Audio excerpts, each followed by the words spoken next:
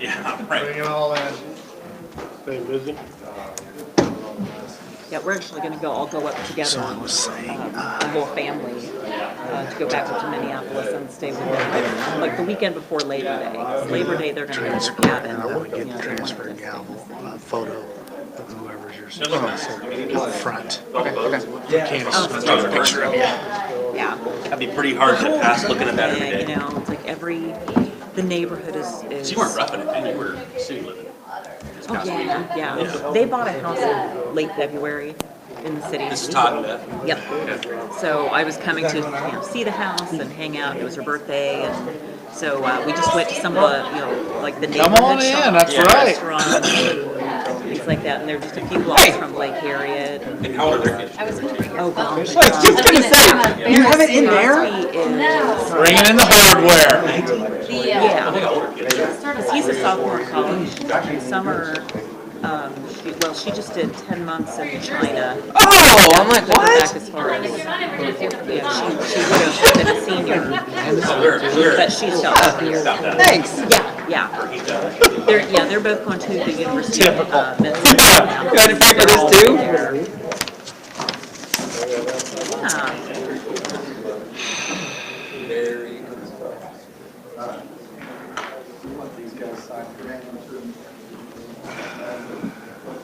They want to be on the record, they can.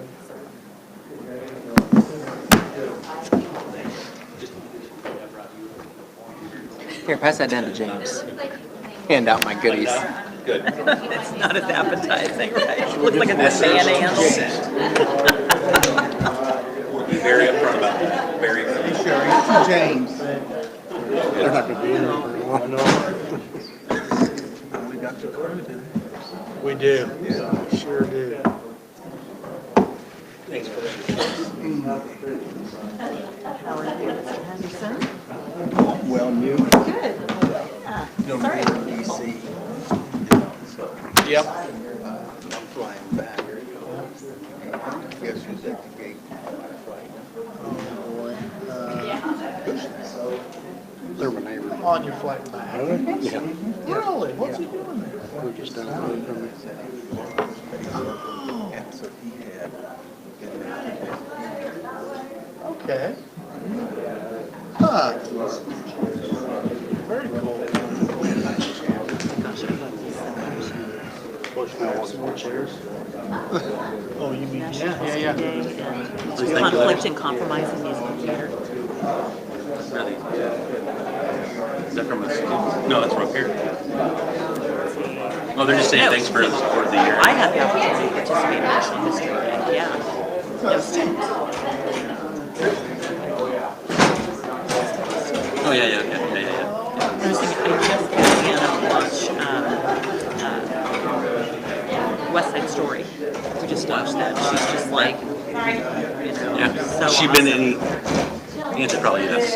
So like major touring company show. Has she done? She just saw Not Phantom of Knocker, the not- Opera last year. Big stuff. Yeah. She saw Phantom of the Opera, the touring Broadway Yeah. through Kansas City last year. Now she's going to go see, we're going to go see Jane Lynch's. Yeah. I just saw. Yeah, I saw you post that. That's in September or something. It's Was in that just a November. stand-up? It's like November 20th. No, it's a musical. I think we did it for some together. And so it's Carl? like a little kind of Are we at 80 people yet? Christmas Occupancy? review. So I'm taking Anna and my sister and see it. Who's she with? Who's the duo? Not someone that I recognize. Ready, boss? My family's all they're all into Glee. This they waited a few years now they're into it. It's every night. Chandler's every night. Is it really nice? But I love like the Mighty Wind and all the ones that she was doing. But you're posting, I'm not even post anything that might get hit now. No, it was a movie. They're all of these, like they're made like documentaries. Okay, you know this is Small Town. Yeah. Okay, so it's those guys. Okay. And it's Well, she was same on my actors. couch. I can get a picture. Things like Yes, that. Best in Show. Best in Show. Yeah. And I'm like, hers is like that. similar. It's like that. Could have done She's it this about afternoon, and I think he's here. her character. I'll let her on. She's I'm gonna hilarious. watch that and go. That's why I told Candace. They had her. Terry. Add water to the pool again. I know. Stop breaking out of it. Tim fast Davis when and you put it Clayton in and there. Kate Swirl in a Flannery. hole in mine. I don't know who they are. Lucky you spent time in a week. No, I didn't. No, I didn't. We didn't say that. James, you need IT help? Because I can provide some. Hold on. Make sure you speak directly into the mic. Yes.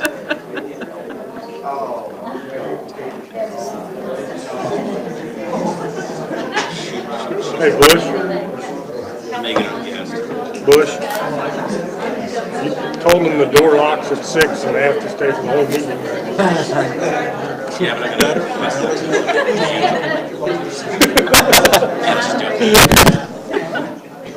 Hey, Jim. I knew that they went to write letters. I dropped them off. No, my state. Oh, I know. It's rough on me, but I'm recovering well. Good.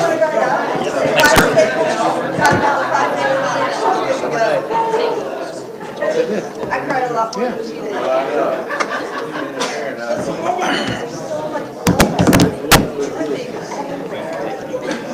Thank you. She's good. She's lots tougher than the other ones that I did.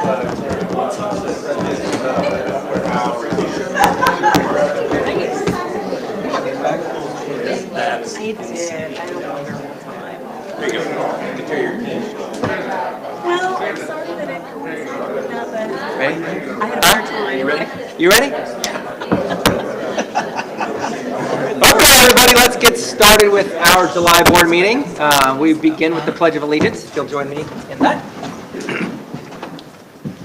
I pledge allegiance To the flag of the United States of America and to the republic for which it stands, one nation, under God, indivisible, with liberty and justice for all. Well, the only thing I have under President's remarks is to recognize our state champions, but we've never had this many people at a board meeting before, so I'm going to move this to the end so you guys will stay. Actually, welcome. I'm glad you're all here. Congratulations. I think my directions are to turn it over to Bush now, but on behalf of the board, congratulations, you guys. Great season, great, obviously, postseason run. It's fun. I didn't make it down there, but I listened to it all on actually on my laptop. I pulled up whatever the radio station was, but quite an end. It was fun to listen to every game, and you had to listen to every single inning and out and make sure, follow what you were doing because it was exciting all the way through. So anyway, turn it over to Bushnell for a little bit. You get to go. Good to go. The microphone will catch you for the public. Coach Bushnell, if you stand behind the podium, we'll pick up your voice. Good evening. Thank you. On behalf of the Seaman Baseball Program, we'd just like to thank you for the opportunity to be here this evening and be recognized for their great accomplishment here at the end of May. This is the program's 8th state championship since 2000, so we're extremely proud of our tradition and what's taken place before. But these guys will now forever be, a part of that great history and that great tradition that we do have. And, just having the opportunity to share and be recognized is always very humbling. And to do it here in your presence is an outstanding, for them as well. So I'm sure the players and their parents that are here are excited as well. I know when I came in, we were standing at the top of the stairs, and Sam Payne had made the comment that if we've got to stay until the end, they're expecting to be fed tonight. So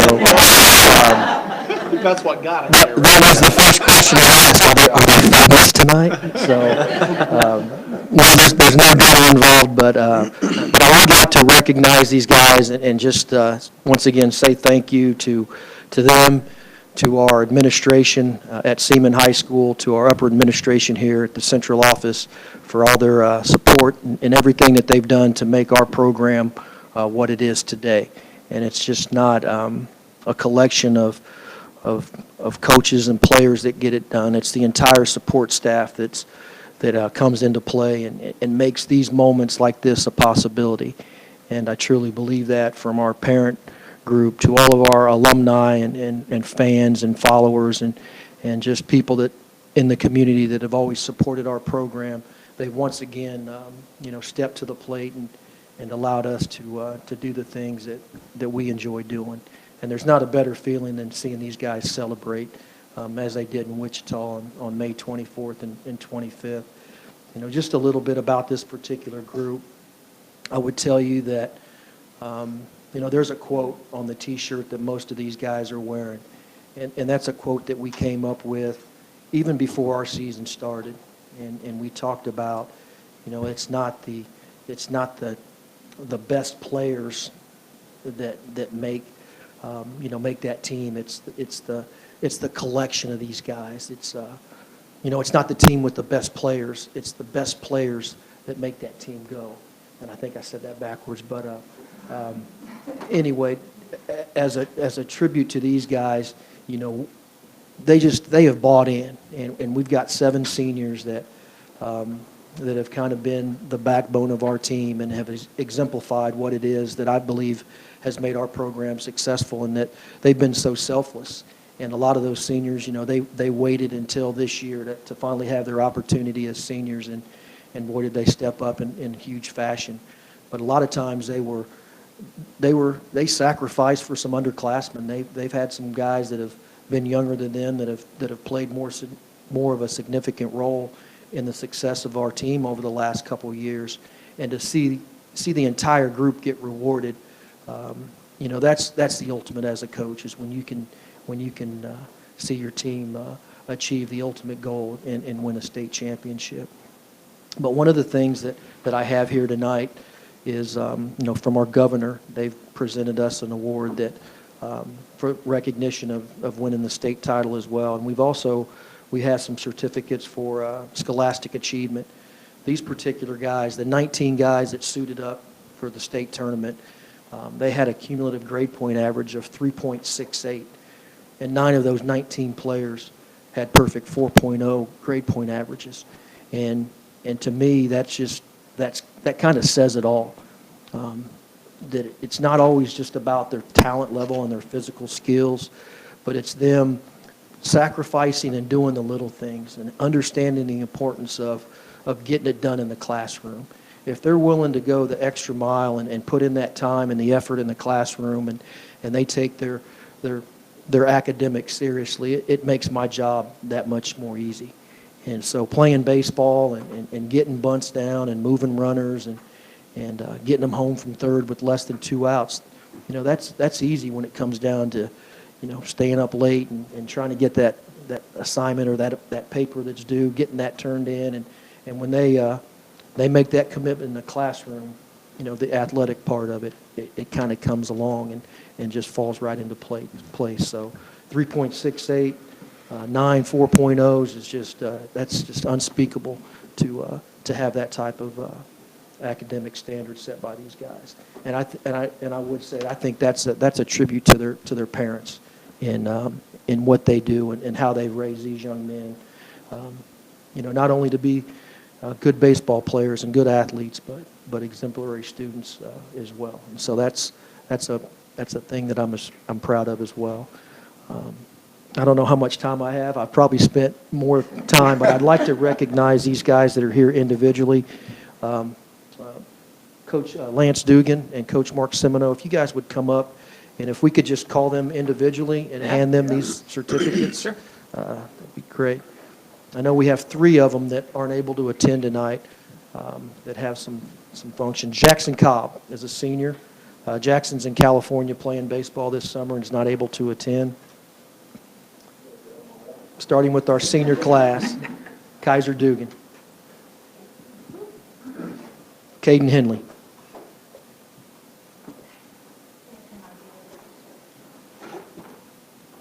Eli Laird. Lane Marston. Garrett Poulter. Jacob Wildeman. Our junior class, Trent Cox. Senior to B class. Tyler Gooden. Brock Hilbert. Sam Juarez. Sam Payne. Grant Smith.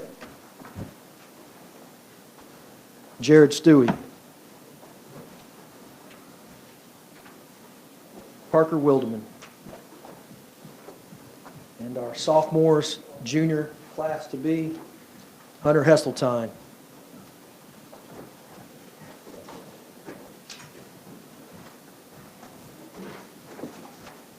Braden Vaughter. Got two other sophomores that were not able to attend, Blaine Jepson and Griffin Stewart.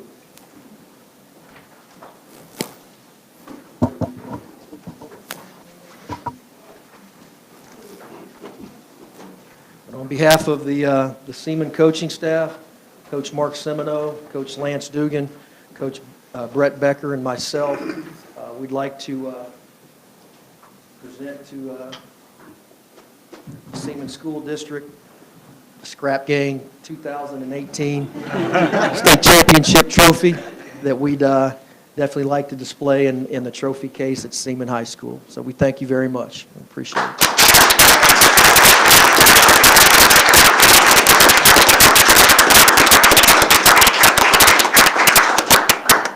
Coach, we have, it's not a state championship trophy, but we have a certificate to get you as well.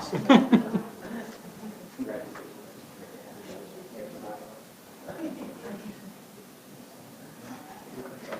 You guys want to try to all get together with the trophy? Like maybe that dog pile where. Yeah, Line for there.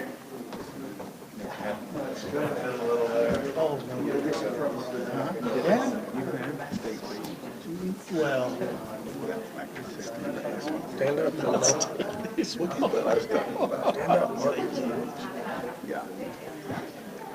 Sneak your head like. Photo bombing in the back.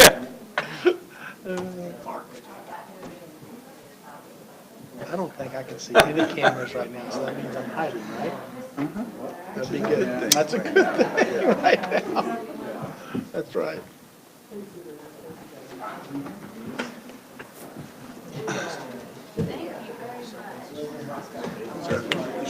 Thanks for coming.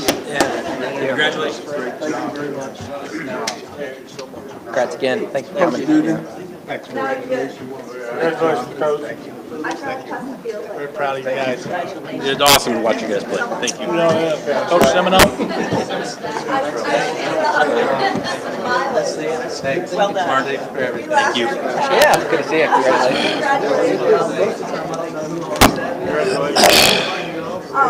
We're doing well, okay? Congratulations. Thank you. Congratulations. Congratulations, young man. Oh, congratulations. All right, guys, we're going to eat.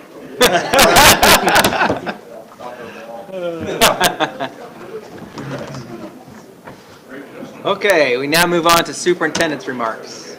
Dr. Noble? Now for the big letdown.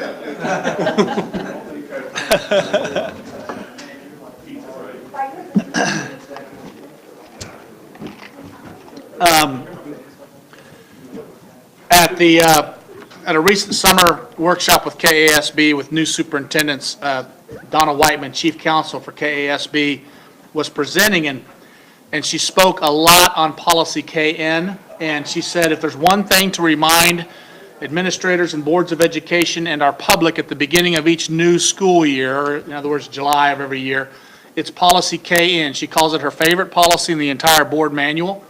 And it's the policy that basically talks about the chain of command and resolving complaints at the lowest possible level.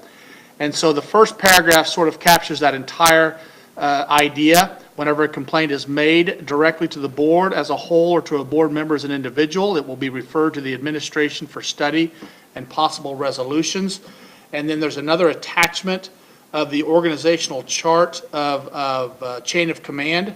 And so theoretically, as you look on the screen, if a complaint comes to the board in the blue box, they funnel that down from top down. So they would funnel that through the superintendent The superintendent would funnel it to the correct department. The director would then funnel it to the correct person to oversee that so that nobody is left out of that chain of communication to ensure that it gets resolved. Ultimately, we would like for the person to be redirected to the lowest possible place of resolution. A great example would be with Coach Bushnell and the state baseball championship team. I'm sure Coach Bushnell would appreciate any concerns being redirected right back to Coach Bushnell on anything with baseball. And that's what we try to do with all departments and all programs. And so that's policy KN, and that's the only reminder I had on policies at this point in time. There'll be some more policy things a little bit later, but policy KN is something to be mindful of us, keep in our minds for all of us. Thank Okay. you. Thank you. Next, we have public communications. This is the opportunity for the public to address the board if they would like. Any takers? Okay, we'll move on to adoption of the agenda. Any additions or changes to the agenda? Second. We've got a motion by Carl, second by Frank. All in favor, say aye. Aye. All opposed? Change the name of the topic, keep this thing moving. Motion carries. Okay, at this point. Not yet, just wait, trust me. It gets to the meaty stuff. At this point, I turn it over to Dr. Noble for election of the new board president. Due to the July reorganization, it's time to elect the new officers for the board president and vice president. And so at this point in time, I would open up for nominations for board president. I would nominate Mr. Henderson. Second. Nomination by Fred for Mr. Henderson, second by Christie. Any discussion? All those in favor say aye. Aye. Any opposed? That motion carries 7-0, and with that, we'll do the changing of the guard. So we're going to do a little photo changing of the guard thing. So I think Fred will pass the gavel to Frank out front here. So if you step out front, we'll do that.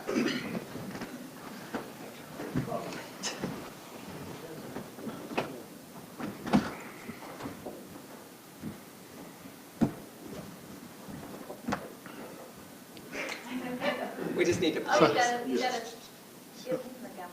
Well, I'll give him, we'll give, yeah.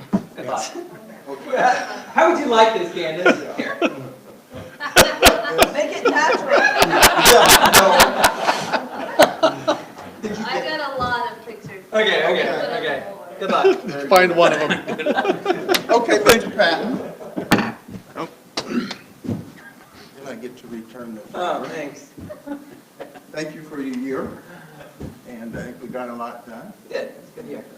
Looking forward to another year. Here's your honorary gavel. Thank you. Put it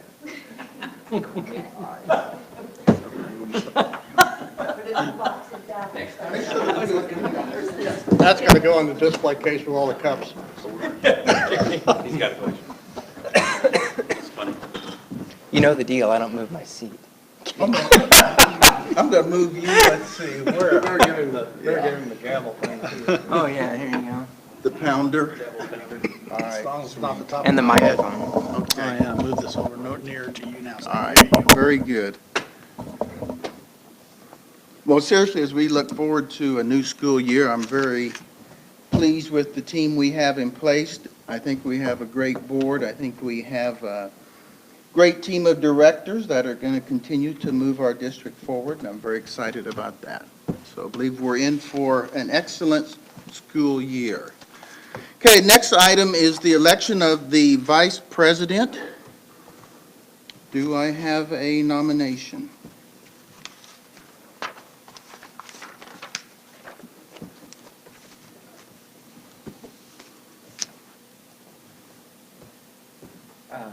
James? Well, Anybody else interested?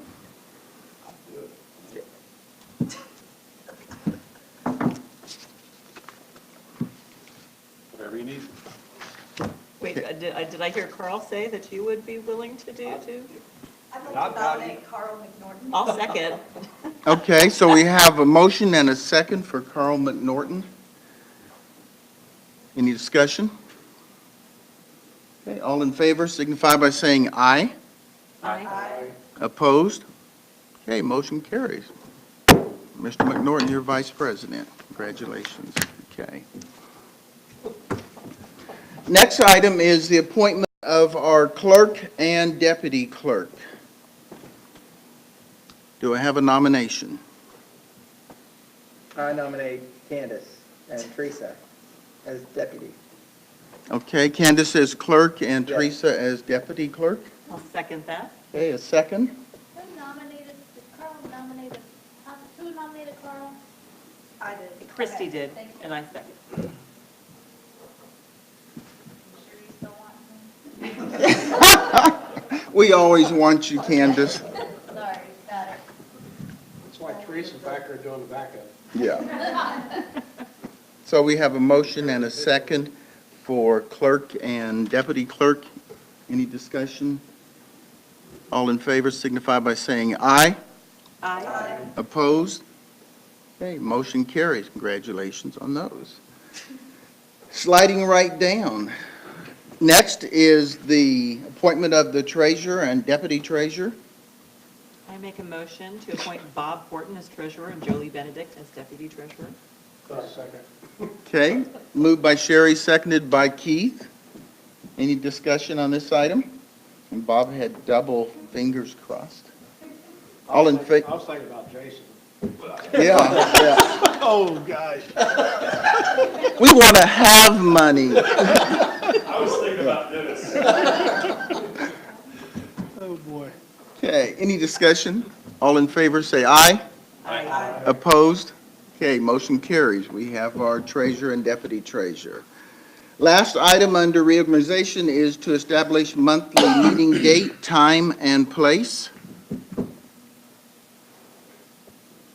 I'll And- make a motion to approve the Seaman USD 345 Board of Education to meet at the Seaman Education Center in the Ann Minahan Boardroom on the second Monday of each month at 6 p.m.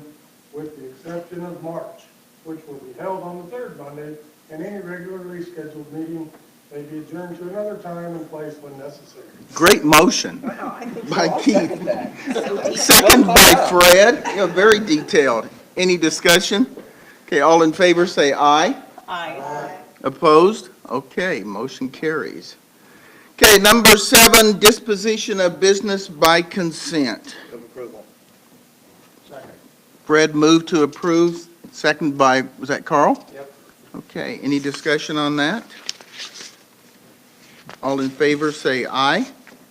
Aye. Opposed? Okay, motion carries. We are moving right along, and we are now up to discussion items. Number 8, and the first item is the Neighborhood Revitalization Plan. So, Dr. Noble, are you introducing that item? I see we have some Mr. friends of Fiander ours, here. Yes, from City of Topeka, I believe. So the floor is yours. If you come to the mic, we are live streamed, so they'll pick it up in the World Wide Web. Good evening. Welcome, Thank you. Bill. Appreciate you having me, and congratulations, Mr. President. I've been here a few other times, as recently as last year, to talk with you about this program. I think some of you have it down, but we try to do a little refresher and remind kind of why we're here, what it's about, and what is the ask of this body. Tonight is just informational. There's no request for any action at this point. This is something that we're going to all the taxing entities to go over. And then later on in the fall, after the city adopts a plan, that would be the next opportunity to come back for an interlocal agreement if you agree to participate. So, all right, let's try this. So, if you may indulge me for a moment here, a little bit on the background of the Neighborhood Revitalization Program. By the way, I probably should tell you who I am. Bill Fiander, Topeka Planning Director for the City of Topeka.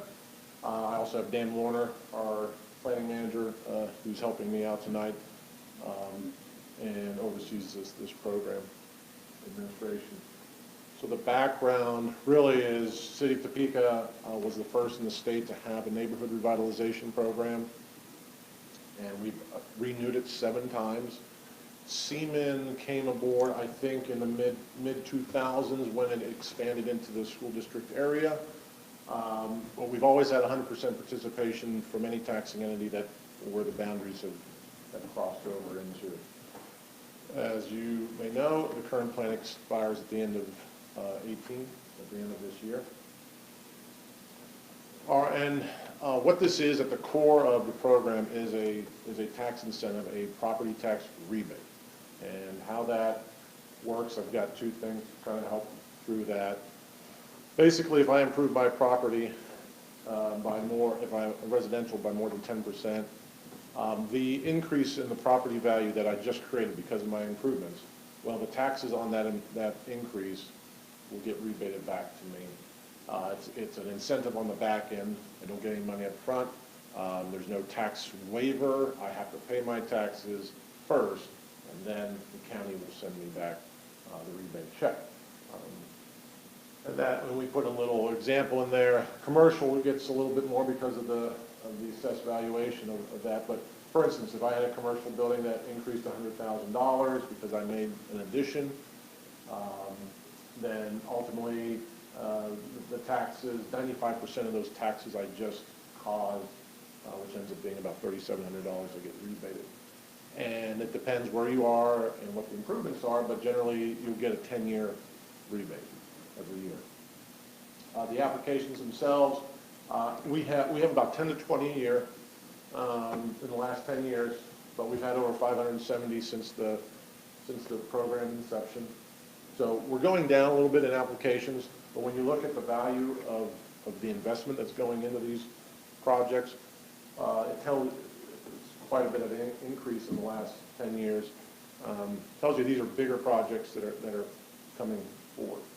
So, a pretty good return on investment, $10 for every dollar rebated is invested in the properties. This is specific to you. I like to explain that you don't lose any tax revenue as a taxing entity in this program. What you're doing is deferring new tax to a later date. And in that intervening time, you're rebating it back. So with your participation, I think starting again in the mid-2000s, you actually didn't realize any return, if you will, or new tax revenue in the last 10 years, as if you would have started at the in 95, at the inception of the program. But calculating, projecting out the next 10 years, 10 years, you're looking at about $700,000 return. I think it's higher, I think that's for 95%. So it's over $700,000 over that 2017 to 2026 time period.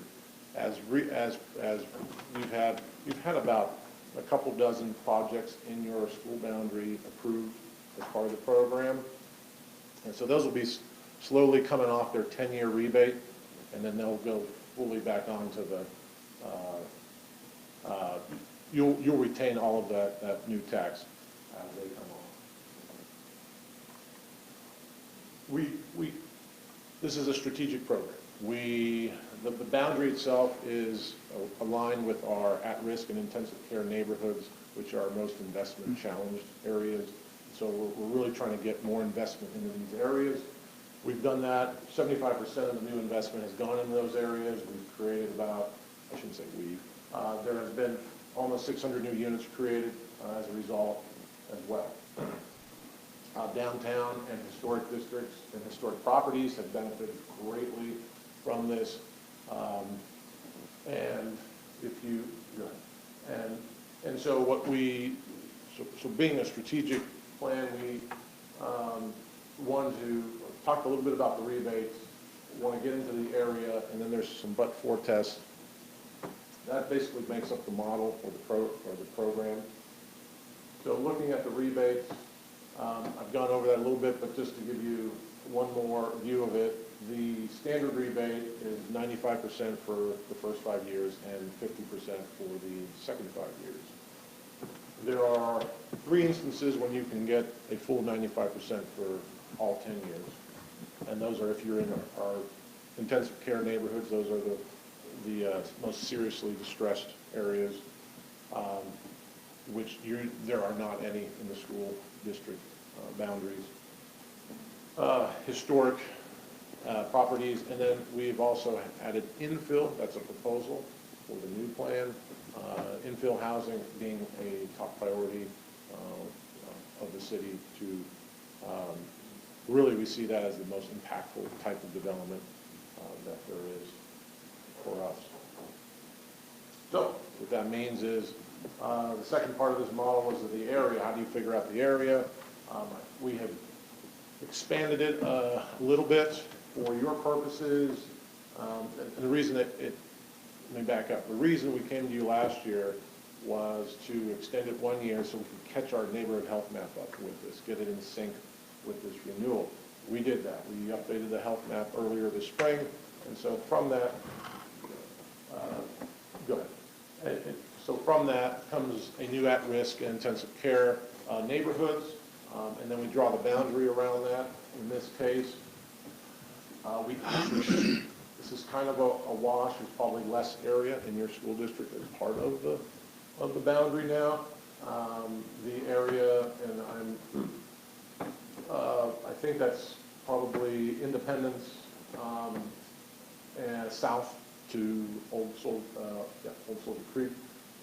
That area came out, and then the area that is north of Highway 24, east of Rochester, west of Topeka, and bounded on the north by Soldier Creek. That came in, so that's a new area. It probably could have been a new area before. We're just trying to be consistent with anything that's at risk, so we've included it this time. And the other area that's more residential, that is now outpatient with the light blue color, we took out. Now, with one exception there, we did leave in a subdivision called Drake's Farm on Monroe and Madison, I believe. And with our infill development emphasis, this subdivision started out in large part because of this program. Back in the mid-2000s, they almost had all the lots built on. I think there's a couple who left.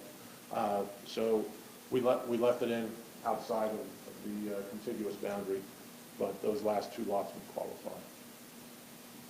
qualify. Lastly, the assumption made here with the program is that this development would not happen but for these incentives. And you have to somehow enforce that assumption, particularly if you have a streamlined of a program as this. This is not a sophisticated application. Anybody can do it. You just have, it's a very simple application to say what you're improving, what you're adding on to your property. You pull a building permit and the clock starts ticking. And so the appraiser goes out after you finish your project, the county appraiser does, and they evaluate it. You don't really need to do anything beyond filling the application and doing your improvement. So it's everything else kind of flows. So it's a very streamlined application for everybody. But because of that, we try and hold people to a somewhat of a but-for test. And so that's why we have the boundary the way we have it. The at-risk and intensive care areas are going to be the ones that are the most investment challenged. We assume that if you go beyond that, that's not included. So we target the area very narrowly. We require the application to be given to us at the time you're getting your building permit, or at least within 60 days. We have had people, we've had some big projects come back to us beyond that time period or beyond a year where there is no proof of prior intent to use the program, and we've had to turn them down. We don't want this to be a reward. It is an incentive program. We want to know that you're you need it. And if you didn't know about it and you're coming back asking for it, you probably would have done your project anyway. And then lastly, we require some significant investment thresholds. So it's not painting, roofing, windows even are not going to increase the value. You usually have to do a big addition, not a big addition, but an addition of square footage or a very significant rehab. Sample projects that may, again, I mentioned Drake's Farm, that's at the bottom right. We have the new Walgreens at Lyman and Topeka, bottom left there. We have several that are downtown, big ones, Capfed, Jackson Street Loft, Walmart, Curtis Junior High as well. That was an older one in the program. So a lot of variety. There's small houses, there's garages, then you've got big office buildings and repurposed buildings as well. So lastly, the next steps or the steps that are coming forth, as I said, a meeting with all taxing entities, kind of as an informational session. We want to collect any comments, any feedback. What we would do then is by law, really, we have to have a public hearing in front of the city council, Topeka. They have to adopt a plan. That is, it's the city of Topeka's governing body's responsibility to adopt a plan and then ask for participation through interlocal agreements with all the other taxing entities. So that's where the fall would come into play, and if we need to come back again to talk about, we don't know if they'd make any changes. We have presented this plan, the proposed plan, to them. They did not suggest or recommend any changes at this point, so, but I'm not guaranteeing anything wouldn't change before we saw it again. With that, I will stand for any questions or anything I can help you with. Any questions for Bill? Bill, I have a question. Where is Drake's Farm? Drake's Farm is on Madison and Monroe Streets, probably Okay. between Independence and I don't know the South Street, cross street. Okay, I know which area you're speaking of. okay. Yeah, Okay. I just didn't know the name of that. Yeah, yes, that's, Okay. Don Chrisman is the developer. Do all of the Johnson County school districts participate? Good question, because, yes, we have two new school districts that have been, I didn't show you the big map, but we also are touching in 437 Washburn Rural and 450 Shawnee Heights now. So we're asking for their participation as well. That's new. But Seaman and 501 have always agreed, yes. Any other questions for Bill? All right. Yes, Carl? We know, kind of confused me with sometimes you say it's an abatement, but with that being said, how much money is that to us that we're not seeing? You don't lose any money. What you're deferring is what I think it was about 700,000 I calculated for was what the last 10 years. Projects that get approved in your school district basically have generated $700,000 worth of new property tax revenue. Now, you don't get $700,000. So when they come off, when their 10-year period, when there's no more rebates and their 10-year period is up, the 11th year, you would see 100% of the tax that is. But we don't for that 10 years. Pardon me? But we won't for the 10 years. Correct. You will not for the 10-year period of that project. So how could you say that we don't lose any money? If you think about, 10 years. If you think about the assumption that these projects there are no projects right now. Like, as I stand here right now, there is a project that will be next year that you're not getting any revenue from. How do I know that was the incentive for that project to take place because of the program? It's a great question, and that's why we've tried to, again, have some rules in place. We don't ask up front whether or not you need the program. You just have to apply before you really start your work on your improvement. We narrow that area so it's the most needy of the city's neighborhoods. And that would be, and then you also have to increase it quite a bit. So commercial, I mean, if you had a $500,000 valued commercial property, you'd have to put enough money to increase that up to $600,000 to even qualify. So if you do that, these are not small type of projects or maintenance type of projects typically. These are either big rehabilitation projects or they're adding new square footage. Do you or I know that they wouldn't do that? We don't. I cannot tell you that they all do. Only from the applicants and testimonials that we have of the people that have used it, know that they would not, at the very least, would not have gone to may not have pulled the trigger at that time, or they are doing more work than they thought they would typically do.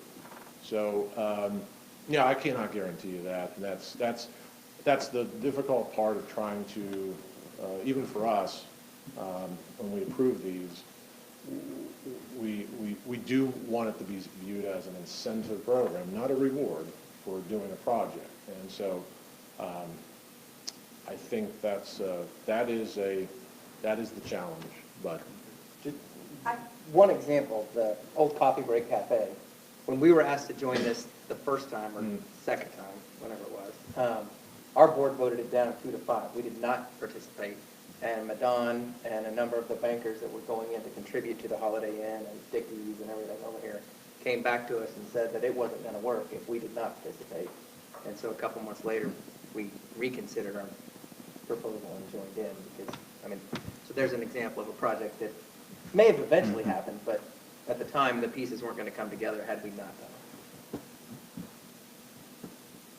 I appreciate you being here. I do have to say, I will likely vote against this just because I don't believe that Walgreens would not expand if it wasn't for this incentive program. And I just think that it's hard to connect those dots. It sounds like that was a clear case there, but I'm not convinced across the board it's worth the loss of the revenue. I'm in the weird position of agreeing with my husband on this one. It doesn't happen very often. Any other, go ahead. Oh, I was just gonna, is there a reason why this is just focused on those large projects when we know that, other smaller dollar improvements, particularly in homes, could be beneficial to the community? So why I'm kind of, actually agreeing a little bit more with Christy on this one, which is if we're looking at something like a Walgreens or a big business, they're going to be looking for that incentive to act now, but that doesn't necessarily mean that they wouldn't be, still considering that larger scale project.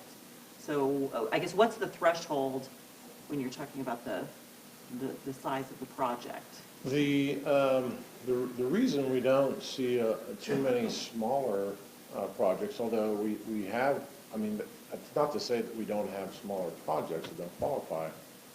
It's just that you have to do enough. You have to do quite a bit to bump your residential value up by 10%, just because of what you did, not because of the market, but just because of what you did. That's quite a.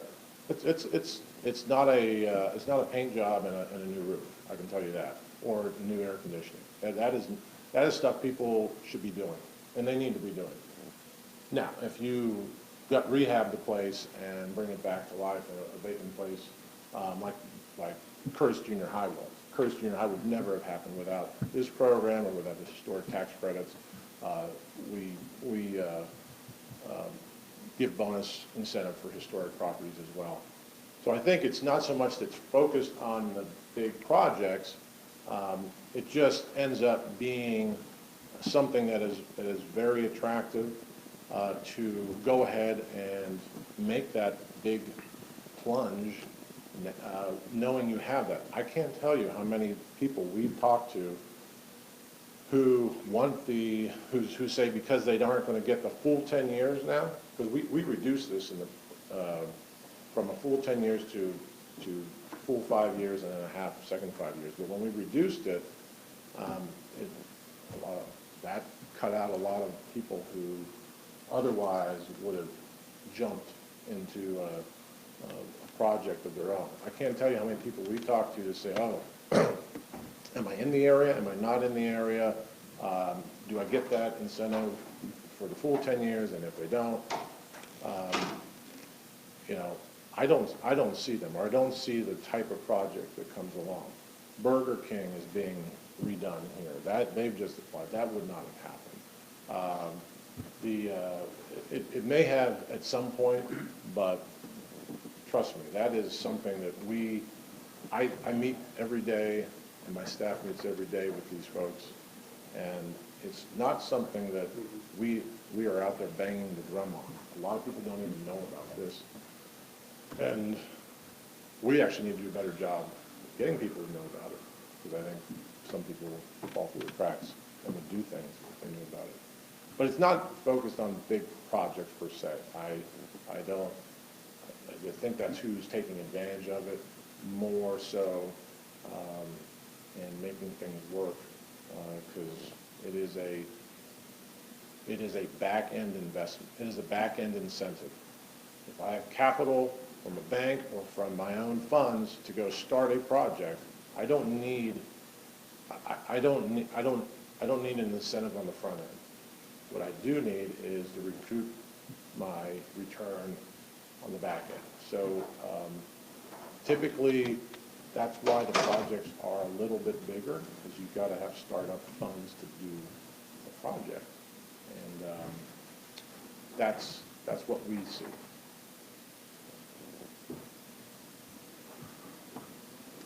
Carl? To me, I'd like to see the numbers, because I hear what you're saying, but it's not factual to me. I don't see what's actually taking place here, where we're incentive as a taxing entity that this is really benefiting us and benefiting our community. So If we're losing 10 years worth of tax revenue, that you say, well, we're going to recoup that in 10 years. Well, no, you don't. You never recoup that 10 years. So what I'm saying, and what I would try to help everybody understand, is the projects, you don't have any tax revenue before the project is done, before the project is started. And so you're not getting anything right now for a project that's going to take advantage of this program next year, for instance. So that's what I mean to say that you're not losing revenue. It's a. But I don't know what projects are taking place out here. Do we know that, Bob? Do we know what projects are taking place? How do I know that? How do I know that that's benefiting our community at that time? We have a couple of reports that we've asked the county for in the past. I believe last year, Bob, you and I looked at a report on neighborhood revitalization property. The county appraiser helps us track that. We could probably get a number pretty easy by calling the county appraiser for you, let you know. Because they'll have that, any taxing entity that is waived or in some sort of a rebate program shows up on that county appraiser's, county treasurer's statement that we get annually about this time. It should be coming in. Has it arrived yet, Bob? The latest one? It'll be coming here any week. So we'll know what's been waived, so you can see that. Yeah, there's a list of projects, if that would help, to see the actual projects and the amount. And then inevitably, we usually see something come on, just as a point, we'll see a jump once in a while, Bob and I will, with something that came on the tax rolls. And some of that may be something that came on after 10 years, and some of it may be something that's newly built. We don't know exactly what that is, and the other thing we probably ought to do, Bob, is give our board our history, a little bit of our valuation, property valuation, to see what it's kind of done over the last 5, 10 years. That would be helpful. Be helpful for them to get a perspective on it.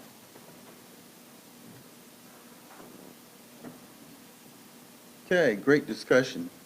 Any other comments, questions for Bill? Anything else, Bill? No, just thanks for your time, and we're here to help. Oh, I'm sorry, Christie? For Mr. Patton. Are you on the chamber board? No. Okay.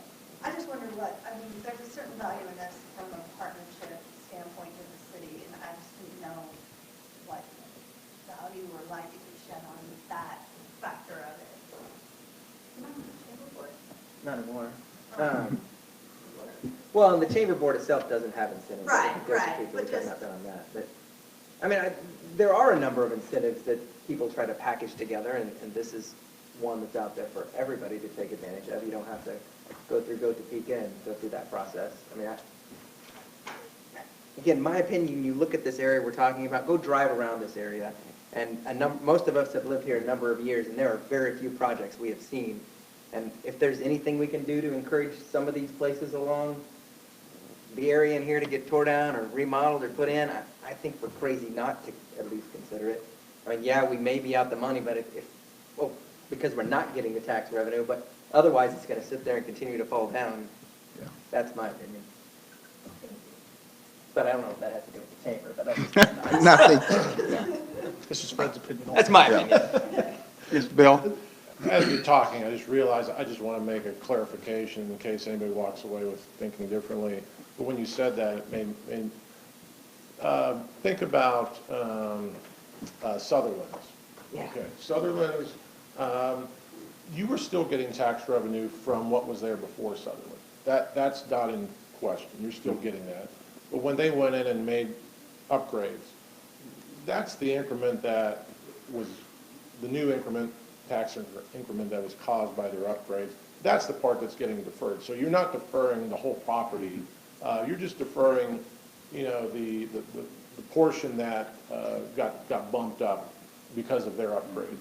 So that I actually came up earlier, and people thought the entire property was being rebated, but that's not true. Obviously, if it's a vacant piece of ground, then yeah, most of that property value is gonna be deferred for those 10 years. But in a rehab situation, you're still getting that tax revenue from the base building. So that's all. Thank you. All right. Okay. Thanks, Thank you. Bill. Yeah, appreciate it. Appreciate it. Okay, curriculum report. Mr. Neer Flores. Good evening. Good evening. You have a copy of our curriculum report in the board docs, but I would really like to continue to highlight student achievement, much like we did earlier with our baseball team, Yeah. and a focus on their grade point averages. And of specific interest is the college credit hours earned this past school year by our students. Our students earned 2,044 graduate college credit, dual credit, in our school year, and 32 certifications through Washburn Tech. That is impressive and very commendable to our teachers who are participating in the program for dual credit. It is a very challenging and rigorous program to participate as an educator, as outlined in the report that you see there. We are excited for the partnership with Washburn University, who does go beyond what they have to do to assist our teachers in achieving those standards. This year, they were afforded a grant, and so our teachers were able to have their tuition paid as they're working through their master's. So it's a win-win relationship that our school district has with Washburn University, and our students and our staff are benefiting from it. So I wanted to highlight that, as well as in summer events. Students don't stop learning, apparently. Not at Seaman, they don't. We hope not. Oh, well, no. FCCLA at our middle school took students to Atlanta, Georgia, where our students did exemplary well, and we had several silver medals and a place in 9th grade overall in the nation, which is pretty impressive. Moving on, the middle school also sent 3 students to History Day in Washington, and they had an exceptional learning experience along with the high school students who also participated in National History event. There was a press release, and I want to highlight just a couple of sentences of that. Susan Sitnauer, a U.S. history teacher at Seaman High School, has been designated as a Naval Historical Foundation Teacher of Distinction. That is pretty phenomenal. And we have a senior, an outstanding senior individual performance was nominated for the Captain Koski, I hope I said that right, Naval Maritime Prize. So those are just fantastic achievements from our students during this summertime. And it does not stop there, because apparently FBLA, which we met our students back in April, took their competition by storm, and Zachary Patton brought back a 3rd place in business calculation. So kids are just rocking Without it. a pencil. Without a pencil. Our students are rocking it out there. Tell me it's in the minutes. Yeah, You want me to tweet about that right yeah, now? yeah. So those were the highlights that I had for you, and I don't know if you have any questions for me. Okay, Danita, on sir. the 2,044 hours that were earned, how many individual students were involved in that? I'm going to have to Do we get know? back with you Okay. on the individual students. These are duplicates. So we have Right. students that are taking composition and are taking the biology class. Right. But we can definitely find that information Okay. for you. Very good. Also, same category there. What are the colleges that we have the partnerships with exactly? Is it just Washburn and now maybe Wichita State for We have Project Lead the Way in engineering, or what else is it? Allen I know someone County. said no. We have Allen County, we have different smaller partnerships. Wherever a student needs a class or course, and we've got some junior colleges that offer courses online, we will partner with them. But in relation to partnering the teacher, being a faculty member, so to speak, or an Of the adjunct. university, right. It would be Washburn University, Okay. and we are working working in another partnership with Project Lead the Way as well. Any other questions? All right, thank you. Thank you. And Ms. Kramer. I think this is your first time, isn't it? All right, welcome. Officially, I usually sat over there. Yeah. Good evening. Just a couple things. It's a little light on the elementary side. Just wanted to let you know that summer school will begin next week for the elementary schools. About 480 students enrolled, so looking forward to see how that goes and report on that later. Also wanted to highlight, just we're doing a lot of planning on the back-to-school things that are coming up, and wanted to highlight and personally invite the board to come to a few items, or a few events. The first one is the new teachers, or the certified staff report on August 9th. It's a Thursday.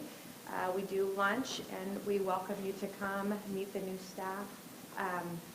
And for that event, it starts about 11:20, and it'll be at the middle school. Then we also have the administrators and secretaries come back on duty for enrollment on the 30th, and then the 31st is our back-to-school meeting, welcome, kind of review some of the things that need to start the school year. So we also provide lunch, and we typically invite you guys to come to that as well if you can. Again, at the middle school, about 11:30. And then the all-district staff report, and we'll have a big assembly at the high school on Monday, August 13th, and we welcome you to come from anytime 8 to 11:30 at the high school auditorium. That's all I have. All right. Any questions? For elementary. Now, Mrs. Raines is not here tonight. I do have her report, and just wanted to highlight one thing. The multi-tiered system of support, just wanted to highlight that we received a $9,000 grant from them. We also matched those funds from Seaman to provide interventions for students kindergarten through 12th grade. So we're just expanding some of the interventions we're using in the area of math. Some of the fun names, just to kind of throw out, a program called Pirate Math is one of them, so does that not sound fun? It's focusing on problem-solving skills and some of the things that we see may need to supplement our general curriculum. So we're very excited to give those resources to the teachers. Any questions for me? Not for you necessarily, but Okay. I'm interested in talking to you, Dr. Noble, about that Project Plus contract. That's bizarre at best to me. I Of think why it was escalated, why it's gone gone up up. quite a bit. And I don't know if the other board members caught that, but Yeah. we definitely need it. Uh-huh. If you haven't toured that facility, it's incredible. It It's a great is. resource for us to have, But, but wow, yep. and out of nowhere. And how many slots are we reserving? Do we have 2 there that we keep? Correct. So we reserve- have 2 Yep. students there this year. Yep. And no real, I We mean, added one lately. just no escalation to it, it just went to I there. have had no dialogue with them. Deidre would be the one that we need Yep, to and probably I'm not talk sure to why and the get back with increase the in board. funding We'll And she report tried to back. clarify it with me. I mean, we've been talking Okay. about it all day, really, Okay. but Okay. still, that's bizarre. Okay, So, thank you. All right, thank you. Yep, thank you.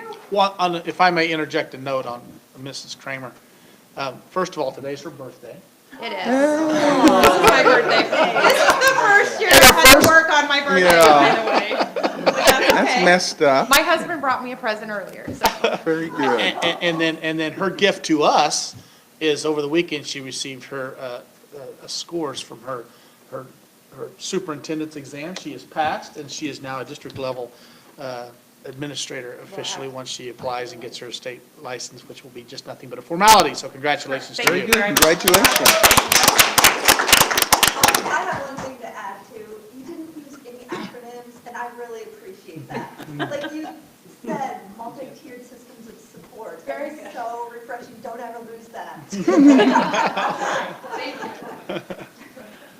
Okay, We also Mr. call off Golder. school now, it's great. Right, you got those people. That's funny.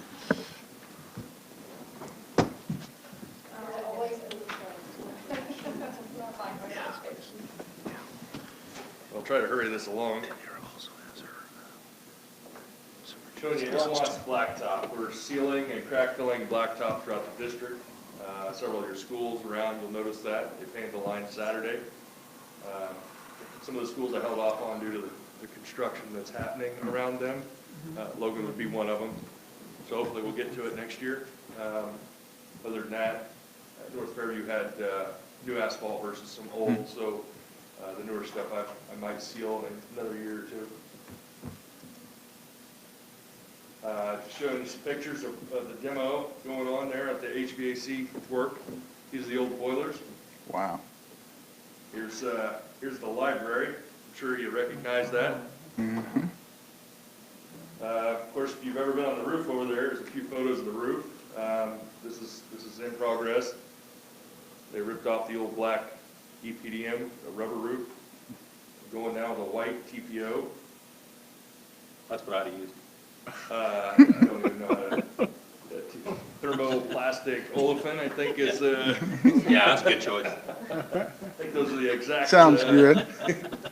Here at Mathis Learning Center, of course, majority of you, I believe, were there. The sod's looking like it's coming in really well. The irrigation's helping. Here you guys are, for the most part. Mr. Mathis there with the scissors. We're at North Fairview. We had some single pane windows facing the north, and we've replaced those with some double pane. Hopefully we'll get a little more efficiency out of it, less sweating. The old windows used to sweat, and that always causes issues. Pleasant Hill, I'm just showing you, we gave it a touch of color on the inside. The two red pillar areas, they were the original, just that requisite gray color. And as well here, the blue really looks nice when you guys get a chance. It really makes it pop. Middle school, just showing you some more asphalt ceiling. I those pictures on Pinterest. Say again. Pinterest? Let's start a Pinterest site with your facilities report every month. Yeah. It's like, my wife does that. Jason's Pinterest page. Yeah. The library, just showing you all the carpet actually is complete. That's not orange. Yeah. Can we the give any Broncos, thought yeah. about So selling squares of that? Like, I mean, you It would is- think people would A buy lot of it. Broncos fans It's, would it's like to gone. have it. Anything that was orange in that area is now gone, including the floor tile. It's all now. And you're sure that's the library? This building, this is like the media room here. It's Okay. amazing, isn't it? That was desperate. Oh. Basketball locker room, we painted it, and I need some better before and afters. You guys could see some of these things. You want more ooh and ah. Yeah, yeah. West Indianola, here's a before. Hopefully you'll see an after when it's all grown back, but you'll notice the old telephone poles and the fence that was stapled to it. It was kind of breaking down. I don't know how many years it's been there. You can see some erosion on the dirt up front there. That shed's also on the playground. We've moved it. We've reduced some of the grade to hopefully eliminate some of that erosion. And we'll be putting back some new backstops that the wire's not coming off of and Awesome. snagging. And once again, more blacktop ceiling. Any questions? All right. Thank you, sir. I'm going to ask Jason to stay there, Mr. President. Our next report is, not a report, it's a discussion item for the board to have an opportunity to discuss together the future of Rochester School. The board voted to close the building, I think, in 20, well, you voted to close it maybe before 2015. Its last year was 2015-16 school year. We've had some very minor interest in the facility over the last 2 years, but no significant interest has come forth with a buyer. As you know, over the course of time, Mr. Golder and his staff have begun to shut down that building until right now. The only thing we have on at all is power. When we want to turn on lights, you can, but plumbing is turned off. All other systems are shut down. And no heat. It's basically a closed-up building. It is showing dilapidation, and there's some concerns there with just what do we want to do to be a good neighbor to the neighbors around us and responsible to the taxpayers. And of course, the importance of remembering the folks that hold that building dear, and what kind of a future do we want to have for that space. And so I think this is an opportunity for the board to begin to enter into discussions about that. So I'll turn it over to the board. This is your time. What are the thoughts, I mean, if we were to demolish the building itself and have that, just the lot there? I know, I see people out on, the track and on the, field there playing all the time, because I drive by it daily. Would the district hold on to that property and have it for an alternate use? Or would you be demolishing it and then, or we be demolishing it to look at selling it as an empty parcel of land? I think both options could be considered. I think there's been some discussion about keeping it a green space. Mr. Golder and I've talked about that. That is not a significant amount for us to maintain. We maintain it now, whether it's contracted third party, Jason, or we do it, I'm not sure. Contracted out currently. Contracted out, so that would not change. Then we would just, mow it and maintain it, manicure it, keep the track if that's what we want to do. People do use it as a walking track. So in that case, I guess it would be sort of a Rochester Park. There's a little ball. Yeah, that's, Well, I think But- if cost to the district is minimal, that's what I would think would be benefit. That's what I would, as just a, community citizen, would love to see is some green space that that the community, I mean, it's right there with a lot of residential housing. I think it would be a great public gathering space. And then again, like you said, to be able to continue with the moniker of Rochester Park or something, so we don't lose that history, which is so important to people in the community. Be similar like we do at the trails just south of the high school. We maintain those. It's our property, and the public uses it. It'd be something similar to that concept. Well, I know a number of folks that walk over at the track nearly every day. And the building certainly has not gathered any interest. I mean, we've had that on the market for several years, and I really don't see anybody actually coming in to buy it at this point and making it usable. I think park setting would be ideal. One of the things we may have to think about is whether we light it or anything like that, and what liability issues there may be for us if we still own it as a park. But I kind of like that idea, though. If we go the park route, is there anything that prevents us from keeping it on the market though? I mean, it's possible it might be more valuable as real estate if someone doesn't have to knock down the building. Oh, definitely. And if we could get it included in the neighborhood revitalization plan. That is, Yeah. Of course. it's just on the wrong side of the road. It's on the wrong side of it. We'll have to get that zoned in. No, but yes, I think that, Right. Yeah, it's gonna have to be a rezone. Actually, Yeah. keep going. Is it? Didn't we allocate funding in our 5-year plan to For demolition. the building? We did. Was that an actual, did you just make up that number, or was that? No. Yeah. Oh, Yeah. this makes it up. Okay, Yeah. it was like $500,000. No, No? it's like 150. Yeah. Yeah. No one's going to buy that thing. You can't get sewer, the roof, Right. 2 or 3 years before we closed it, we had buckets sitting in classrooms. I can only imagine what it looks like inside now. I'll be glad to show you. Yeah. I mean, No, so thank I don't you. think there's any choice but to tear it down, Yeah. and so I don't know Right. what we're waiting on. Yeah. Yeah. The discussion, yeah, I'd like to leave it a park too. I don't know what role school districts have in maintaining parks. I don't think the county will take it because we've tried that before. We But maybe if asked it's them. torn down, they will take it.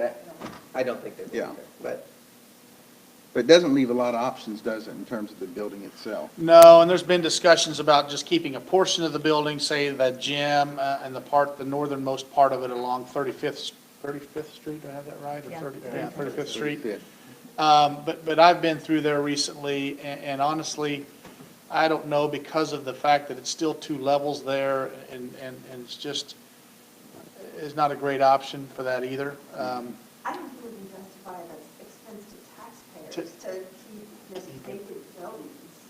Yeah. So I that's- would be that's- worried about infestations Yeah. and other things. Yeah, It's potential starting to- space, Right, 'cause it's and only deteriorating. Right, It's only right. deteriorating. Yeah, I think it makes more sense to have it all just green space, multi-use. yeah, yeah. Yeah. Yeah, I think since we've been allowing folks to train in there, it's kept out some of the, Keeps it just a Yeah. little alive, Yeah. keeps activity in there. yeah. I don't think you'd want to be around there on the wrong day. A lot of law enforcement in there. Are we sure this isn't historic? I mean, I know that sounds silly, but isn't it like the first school district in northeast Kansas or something? No. Goofy like that? Oh, we've heard about it. It's been No. around since the story. I don't think so. Mm-mm, It's not. We're sure I think about the that. old building, but it's, Isn't I don't even know This where is it not is. the same location. Yeah. This building, We're just the greatest. Just making sure we didn't tear down something we're not supposed to. Yeah, I'll check, so we're gonna have to. I guess what history would of be our next everything. steps if we Yeah. were to look into that? Well, I think the first thing, one of the things that the board might want to be mindful of is I spoke publicly, maybe out of turn, where I thought the media was wondering what we would do with it, I think a year or two ago, when I first came on board as superintendent. And I spoke that I think there'd be a lot of discussion that needs to happen, perhaps a community informational meeting of some sort. I think I made that statement publicly. But that community information can happen at a board meeting, it can happen over a couple of months of discussion, invite community in. You guys talk to community when you're out and about. It doesn't necessarily have to be something formal. Right. Again. I like the idea, though, of that exchange of ideas of the actual community. They may have some really great ideas. I mean, even if they're on board with the idea of the green space, I mean, if it's something we're looking at, like, multi-use, what type of things would they be interested in seeing? What would draw them so that it actually does continue to get used? And it could actually involve them in terms of Absolutely. taking area So they have ownership ownership and and, yeah, responsibility. Yes. absolutely. I mean, there's a lack of soccer fields, practice space. Mhm. I don't know if that would be, I don't know if there's the space or how that works, but I mean, that's just one example. Mhm. And if it was a green space, we could run it as you do all of your green spaces, all of your fields. It'd fall into the same facility use policies as anything else, basically, so. Okay, very good. James, it opened in 1952, that was that question I heard you ask. Yeah, there is, yeah. I don't know where I was going with that, but I was Make sure curious you don't have on any hiccups. making sure there wasn't a problem with it. Believe it or not, I know there is I mean, the easy button is tear it down. We've all said that 100 times. Makes sense, right? Why would we put any money in it? But I mean, it's a strange thing to pick on also. We've never torn a building down that I'm aware of. So what else? Like, is Indian Creek going? I mean, why not? We got other places for storage. If we're in the tear down business, let's do it right and get rid of some places. We've not tried to sell Indian Creek. This one's according. Why not? Because we had a program there, but Well, that no, that's- program didn't go somewhere else. So try to sell it, I think, before you. Yeah, I think you'd want to Tear put it it down. on. It's just even further north, though, it just seems off. I mean, that's what I'm saying, like, where's the plan? It's just, is it an eyesore? What's the problem with it exactly? You know, the fact that it's Again, I not think you usable go by walk anybody through is it. the no-brainer. I get it. You just. Last time I walked through it, you just, no, Mike was still here, I think. We walked No, through it. you and Was I it walked, you and I walked through it. And it was bad. When- And that I've was, been in it, I get it. I mean, but, I don't know. I don't think Indian Creek is falling in, is it? I can't, there's no way it can't be. The sewer still works. I mean, some of the, So I would tell you, that in my opinion, Indian Creek has some advantages that Rochester does not. Land, Yeah. location. I think it's got a lateral field, not a tank. You don't have all the levels. Yes, That you have it there. is. So, and that makes sense to me. Then, But Indian Creek does have an aging roof I mean- and aging HVAC system. Well, and it's got at least somebody et in there cetera, using it, et cetera, et right. cetera. I Gotta could take give care of you, it. I could give you a good list of its soon-to-be so failures. on the flip side of it, now agreeing with all of you, to me,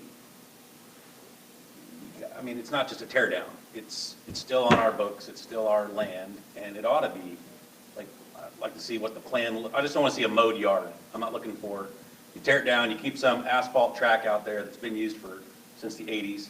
I remember when that thing went in. I saw it go in. I was a kid there when it went in. And so I just don't want to see it as a little Yeah. mowed field or, you don't have a nice signage, you don't have maybe the lighting like you're talking about. And Yeah. look like it's something we intended to do, not just, we took it down, you're welcome, community. But it looks like something intentionally was done there. That's really all I'm getting at. Yeah. And it Makes it Other look than like that- something. looks like something, like Yeah. you landed somewhere, not just an empty green Right. space. Right. That makes Gotcha. sense. And that may come out of a community conversation, or it may not, but that's my own personal Yeah. take on it. And I say that because there are people that do have an affinity for that place. Whether we collectively do or not, there are people that do, and they want that done right. So, And we do too. yeah. Yeah. Okay, anything else? so what's our next step? So direction from the board. Conversation or something?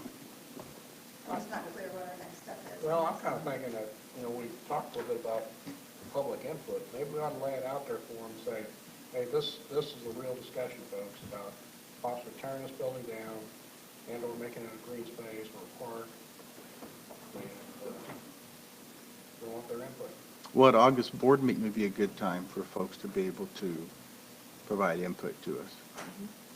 And if they can't be at that meeting, if they can contact their board member to share that so that we can have that collectively here. Sure. Good. Yeah, that's good. So we will help promote that idea of, there will be a board discussion at the August meeting with the possible, with discussion about demolition of Rochester, and right now, I'm hearing green space is kind of where we're at. But I think that we should welcome any ideas. as well. Any ideas are still welcome, it's still discussion phase. Yeah, because we're, We'll wordsmith that and Right. get that out, Candace. We'll work Really something not to doing promote that and advertise it, get it out on Facebook, social media, whatnot.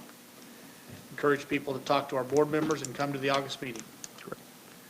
Okay? all right, thank you, Jason. Thank you. Okay. Mr. Morrow. You got my report. Not a lot of web tickets because nobody's here. But you got the list of things we've accomplished so far.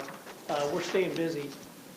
Mathis, they've got phones. As of today, they've got dial tones, so their intercoms came on today, so their technology is ready to go at Mathis Learning Center. And then we've been working on computers.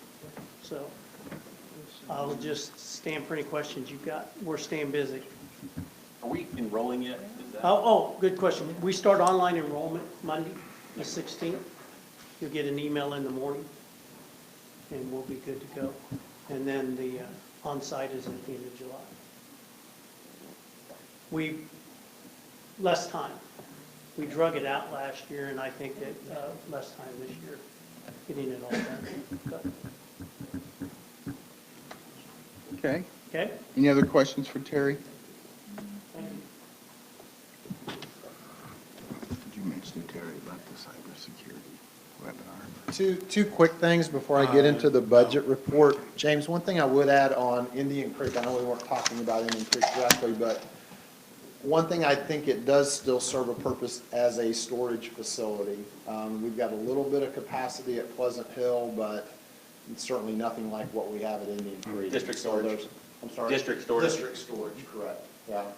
There's a lot of. And Boys and Girls Club is there. A lot of maintenance. Correct? No, No. they're out of there. North Topeka North Outreach yeah, is there. Topeka, TNO. Yeah. Yeah, so, and I know we weren't going there yet, but that's No, one I- reason why we're probably and- not going there yet, is we gotta have some place to store. I'm not on things a and- Save yeah. Rochester mission This- okay. campaign, don't hear me wrong. I'm sorry? But Oh, a lot of District, surplus facilities. building materials, tiles, Yeah. filters, ceiling tiles, technology. Stuff that we use, There's stuff furniture. that we're just storing. We use it occasionally, Probably yeah, I mean, both. on the stuff I have stored there, I've got probably a dozen teacher desks stored there. That when someone asks for a teacher's desk, rather than go spend $600 on one, I'll go up there and get one that's in good shape and take it out, so. Can we Now, tour that? we are trying to thin it out, I will tell you that. There used to be more there than there is now, so we're trying to get it thinned out where. So off topic here, but can I get up there? I'd like to see it. We are all on, glad Well, we you never go mentioned to that. Indian Creek though. I'm not We're trying to talk going. about school tours. Yeah. Do I have a tour for you? Yeah, I've heard. August 15th. August 15th. It's an all-day affair. We are going to tour Indian Creek and Oh, what Rochester, do I ask for? along with all the other buildings. Why do one when you can do Right, we're gonna do them all. Bowser too, right? No, that's later. Okay. Yeah. All right, then the second thing, I've got to very quickly express my displeasure with Coach Bushnell. It's very obvious he's made the greatest contribution ever to Seaman baseball, but I humbly hold the opinion that I made the second greatest contribution ever to Seaman baseball. I resigned my position as an assistant coach. No. And guess who we hired? Yeah. Steve Bushnell, so, yeah. Thanks for Very good. Yeah. He doesn't usually lead with that one, but I at Yeah. least expected it to come in at some point in time. My two items, I wish I had a budget report to give you. We talked last month about how with the court case, for the third summer in a row now, I think we're kind of on the same time schedule. Two things I would point out, Dr. Noble and I will be going to the workshop on July 23rd. That's a Monday out at Shawnee Heights. I will try to have all of my ducks in a row, so after we go there and we have the software, I can get that rolled over in 2 or 3 days. I would ask you to just be mindful of the fact that we're going to probably have to have a couple of special board meetings. One, to have you look that proposed budget over and okay it for publication in Metro News. And then probably not going to get lucky enough that we can have the budget hearing, the public hearing during the August board meeting. So we're probably going to have to schedule that either slightly before or slightly after. And I apologize for that, but there's really, it's unavoidable. So, and I appreciate your flexibility in allowing us to do that. Are there any questions about the budget other than I don't have one? Yeah. And we started spending money last week, Yeah. so yeah. 8G is the student accident insurance. We stopped offering that in 2015 as a cost-cutting move. So I talked to Dr. Noble about going out and just getting quotes. I'm not married to this idea. I do think it serves it provides a service to some of our families who either have no insurance or need some help with a deductible or whatever, but I certainly understand too that the cost is certainly not cheap. So similar to the broad plan is similar to the one we had when we disbanded in 2015. There's also a plan that has a little lower coverages that's at about, 2/3 the cost. So not a primary plan unless the family does not have their own health insurance. It generally serves as a secondary plan. Gave you the fact sheet, so I'm not going to read through what all the different coverages are, but like I said, it's a secondary plan unless the family doesn't have health insurance. Bob, prior to 2015, what kind of participation did we have of people taking advantage of that? The last year I could find record of, Sherry, was 2014, I believe it was, 2014-15, and there were 24 claims, and those claims paid out a little under $20,000. Yeah. So it's about 1,000 a claim. As a principal, did you have, I mean, I know you didn't deal with them directly. But Right. did you hear much? We were talking about this the other day, and Sure. and all I heard was complaints. They were difficult to work with.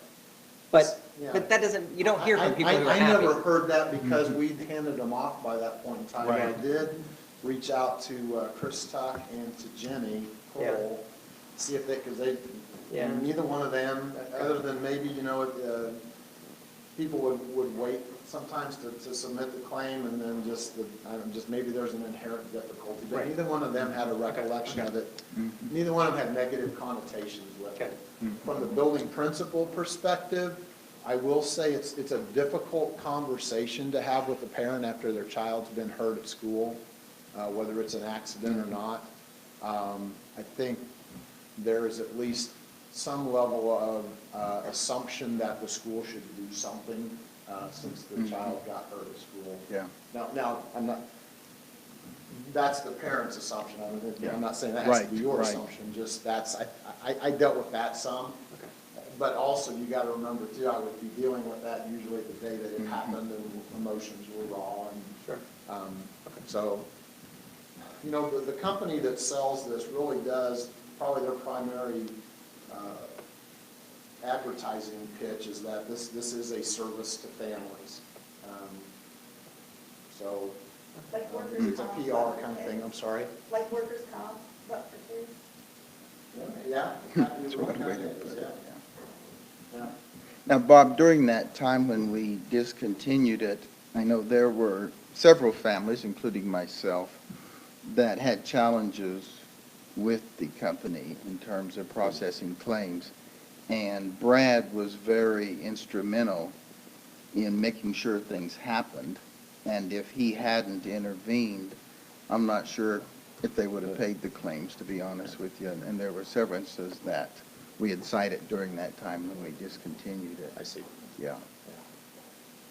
Yeah, I can only speak to my experience as Yeah. a building administrator. Yeah. Okay. As a point of reference, I will just say I have surveyed the area school districts, just so the board has this information. It doesn't mean you need to decide one way or the other, but in the neighboring districts, Shawnee Heights does provide the broad coverage to their families. Silver Lake, Topeka 501, and Auburn Washburn do not provide student accident insurance, so yes, both ways. Okay. Anything else? I think that's it. Right. Thank you, Bob. Okay. Dr. Noble. Okay, in the interest of time, I thought initially I would read every one of these new policies to you word for word, but in the interest Right. of time and the fact that this board is so aware and involved in KASB and what comes down the pike anyway, I'm going to trust that you have the packet of policy changes in front of you. I will just highlight the fact that on the front couple of pages, they do a nice job of summarizing the Cliff Notes version of the policy changes, so you yourselves can go through and read those Cliff Notes versions in there. I read through all of them today. There is nothing super alerting to us or alarming to me anyway in the way that we're practicing our day-to-day operations currently.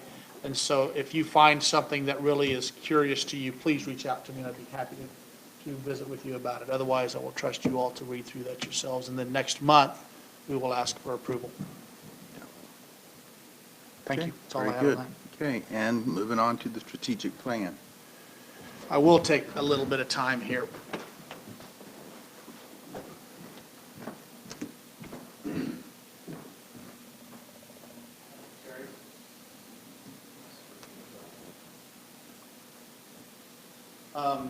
I'm very proud of the work that this district, this Board of Education, this district, our staff has done over the last 2 or 3 years, reviewing our Learning Without Limits plan and then contributing to Learning Without Limits 2.0. This plan is a modification of the plan that was approved by the Board of Education in 2015. And since 2015, there's been some significant changes in this district. Some are outside influenced and some were internal decisions.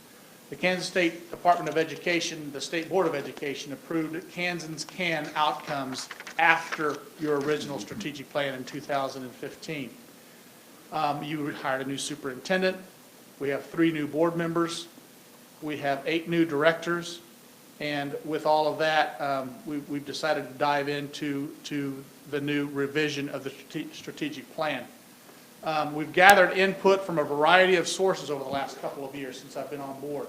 It began with a listening tour I conducted in the first 6 months on the job.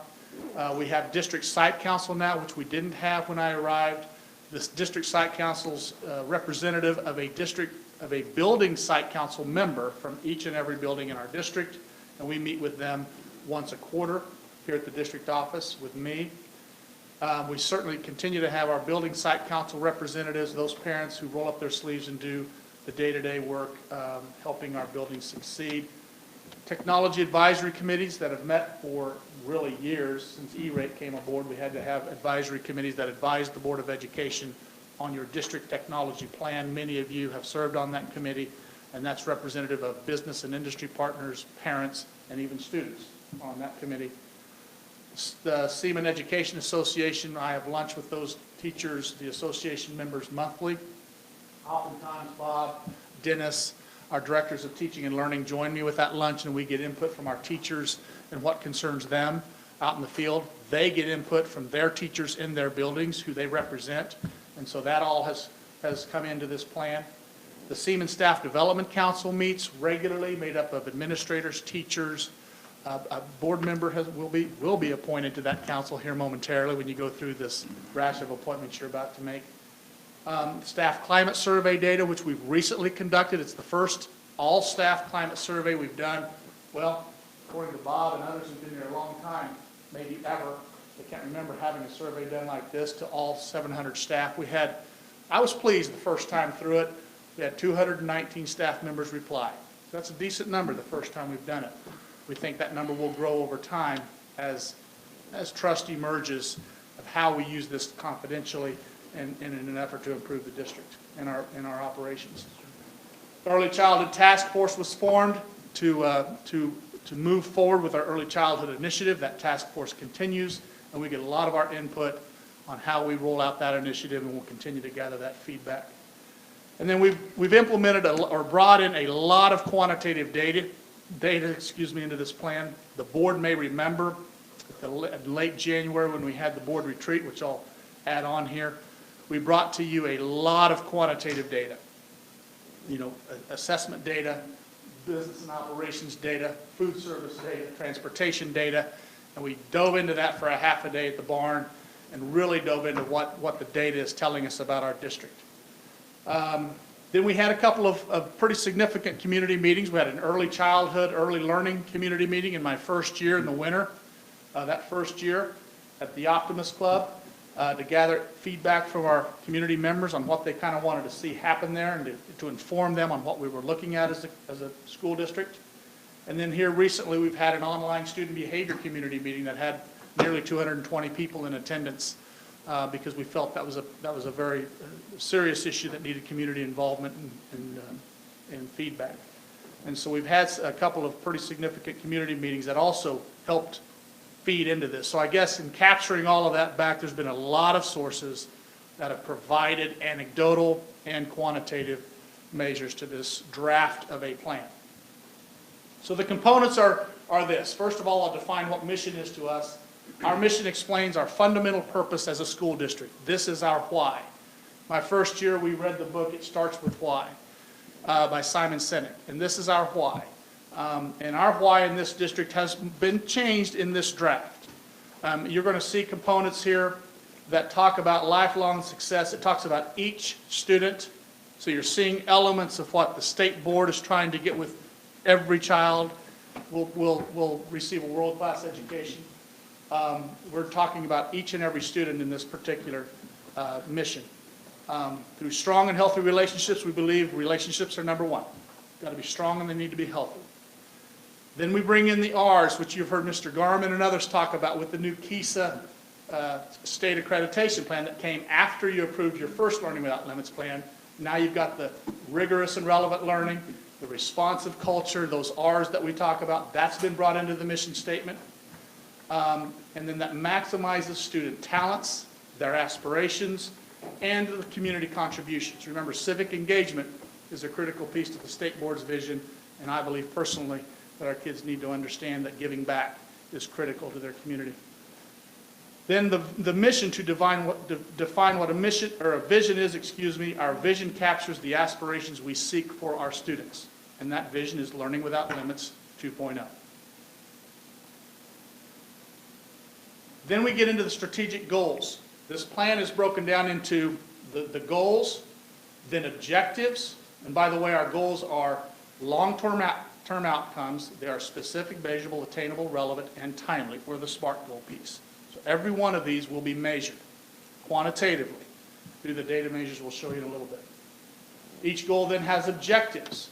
They are single, achievable outcomes that point to one or more of the strategic goals. Then within each objective, there are action steps to achieve that objective. Our action steps are specific efforts that are made to reach those.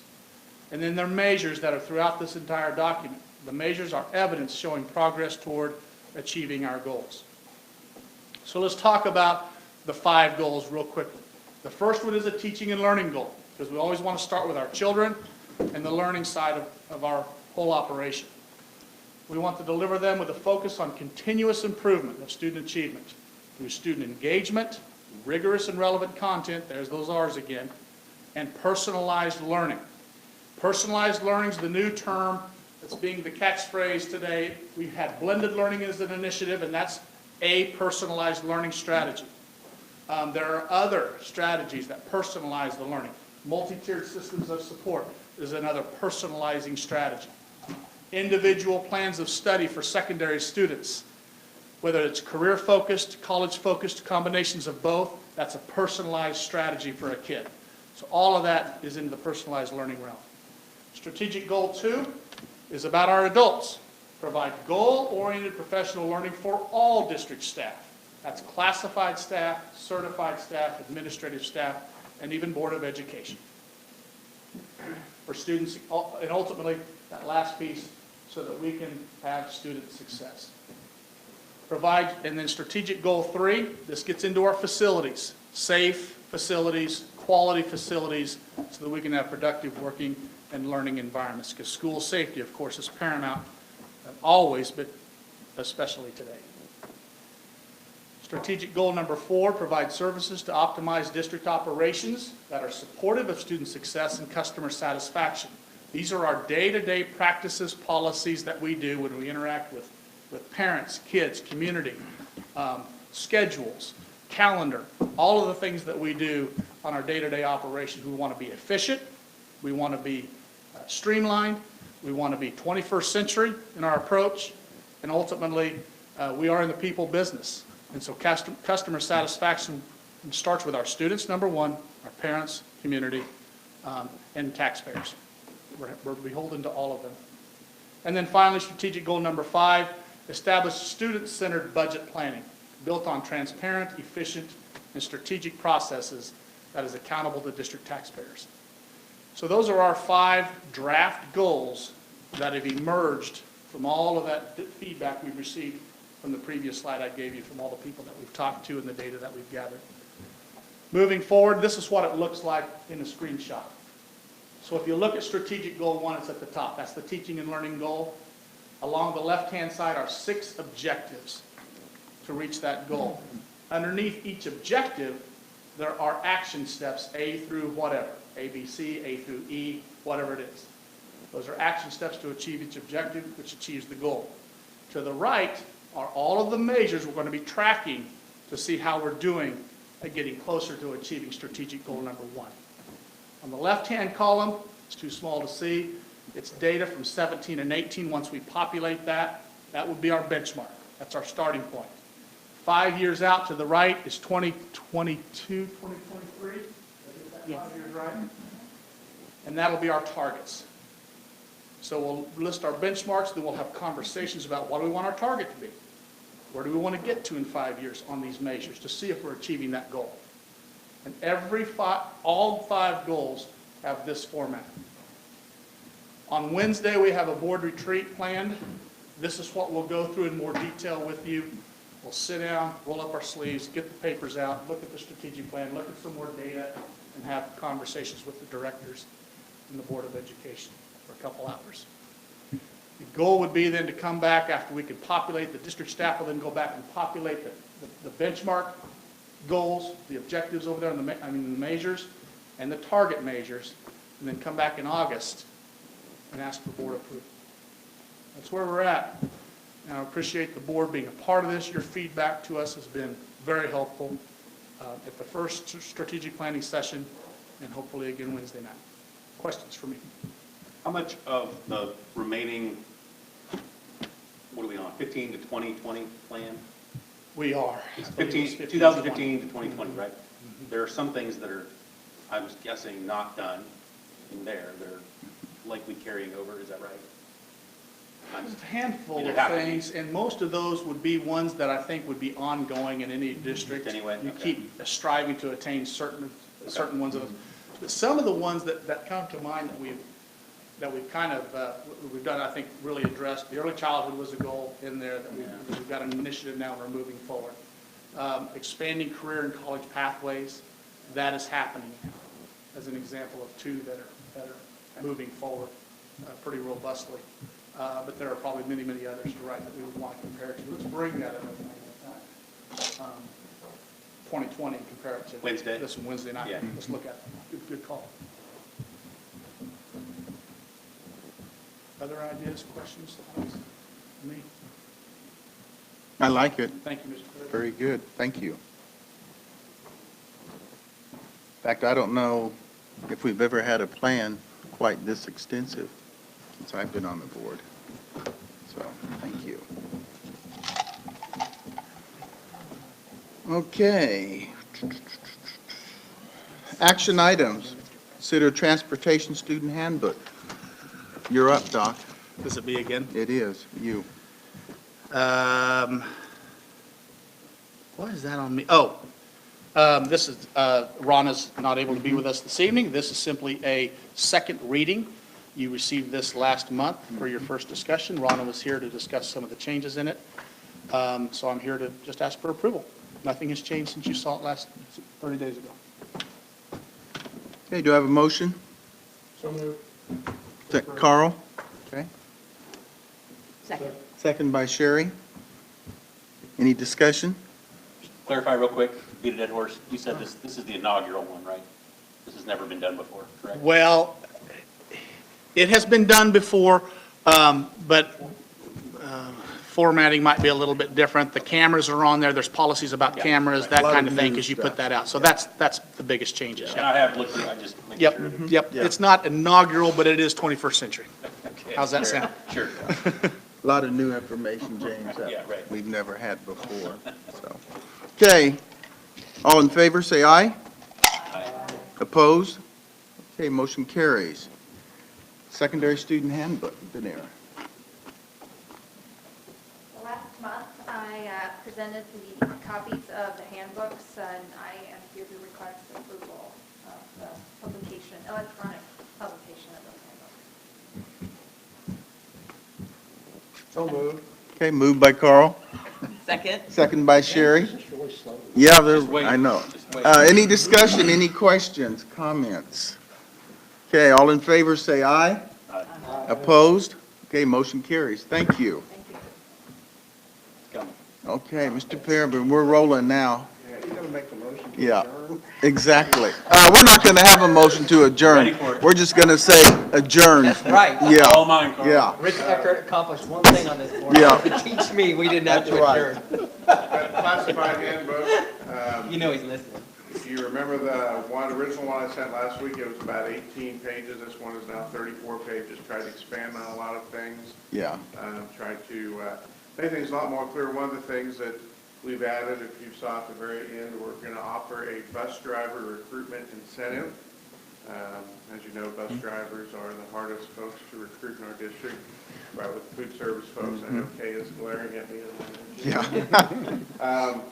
So what we're going to do is if we have an employee who recruits a bus driver and that bus driver completes their training and works a month on the job on their own route, we will give that employee $300.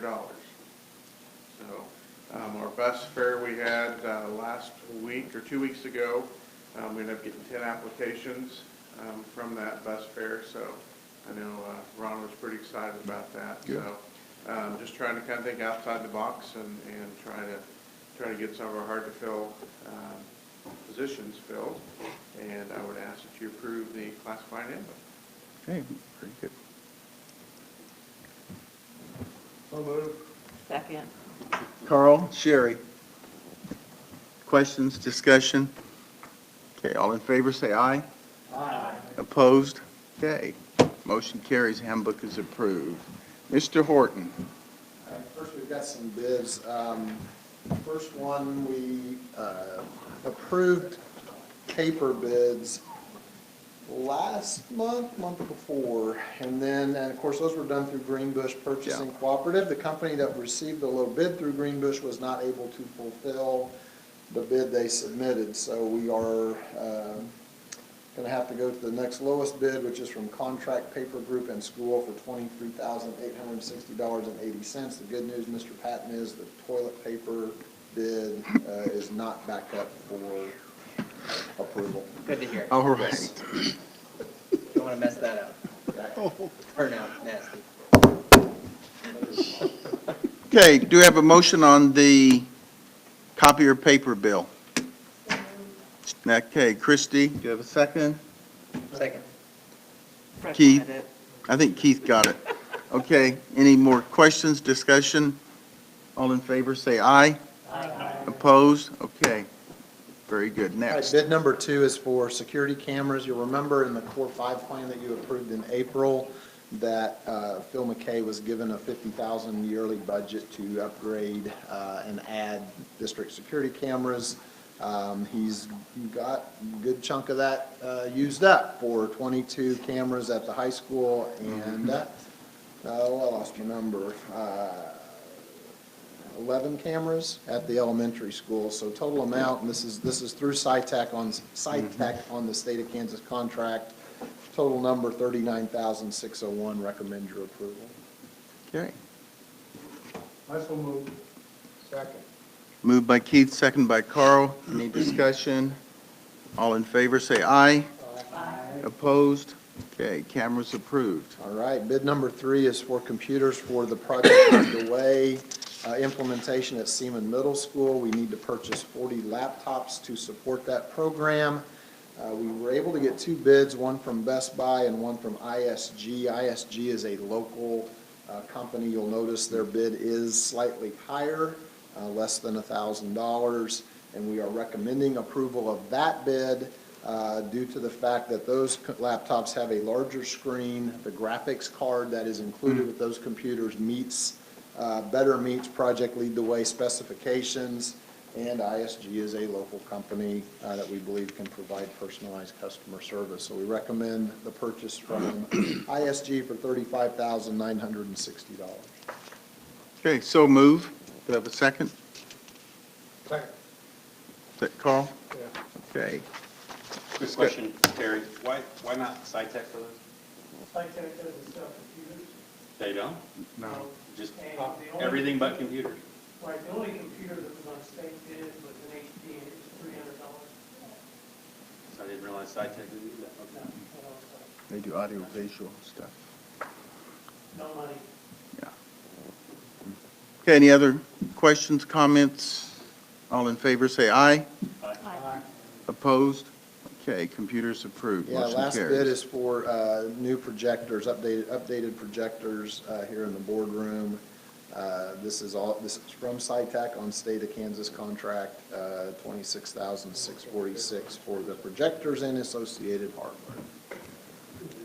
Okay, so move. Second. Second by Fred. Any questions? Okay, all in favor, say aye.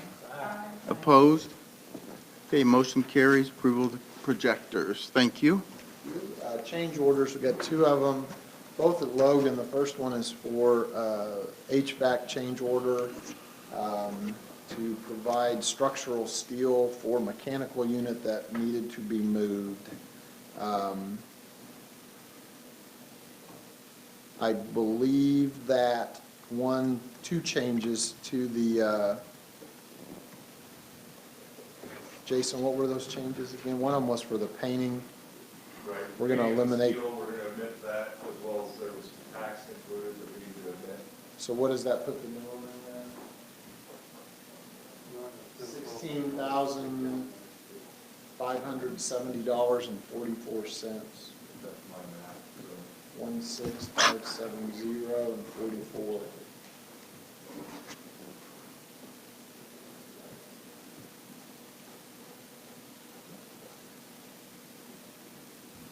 $1,200 Hey, for you're painting good, and you're good math. All right, you did your mental math. Yeah. All right. It's on paper, don't give him that much credit. Uh-huh.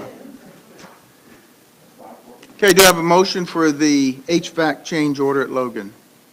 So moved. Moved by Sherry, Second is on, it's on the amended price, so right, we're taking out Correct. the painting and the sales tax. Yep. Second. second by Keith. Any other discussion on that? All in favor, say aye. Aye. Opposed? Okay, motion carries on the HVAC change order. The second one is for the roof at Logan, and I'm not going to read through the, basically, once Meridian got up there, and Sean Myers is with us tonight from Meridian, if you have any specific questions of Sean. Once they got up there, they realized there were significant issues up there that you could not see when the roof membrane was on there. Well, does that mean it didn't show up in a test? Is that what you're saying? Is that? Because when you test and forecast, you're only looking at probably an area about this big. You can basically see how thick it is, what's under there. Just was nothing to do with that. So I brought material that's up there, if you guys would like more elaborate detail. So, basically this styrofoam is your insulation, and it's glued to your roof decking, which is concrete in this situation. The glue that they used was not really the appropriate glue initially. It's hot tar. So they dumped hot tar over the concrete. And stuck that there. Put the foam on it. Dropped that. And then there's a fiberboard decking that goes on, and they hot tarred it Mhm. to styrofoam, which no longer adheres as well. And then from there, the TPO goes on. So basically, they've had to pull up, well, when they pulled the original stuff off, the stuff was all loose. Yeah. And we don't want our roofs blowing off. So they've We've been pulling up the insulation from first the coverboard, then the insulation, then we put actual, they call it two-part glass on, which you see down on top of the concrete deck. Put the foam back, do it again on top of the insulation, put the coverboard down, and then nothing else like that. How much product are you end up reusing? How much? How much product would you be reusing? Just the foam? We're trying to reuse all of the insulation and coverboard that we can. Okay. We have encountered some areas, but so far the allowance from the original contract is covered that stuff. So I asked Sean to give me a worst-case scenario, so we weren't here next month asking for more money, next month asking for more money, and I'm exaggerating, but this is the worst-case scenario, and yeah, he's gonna be tracking. yeah, and we take daily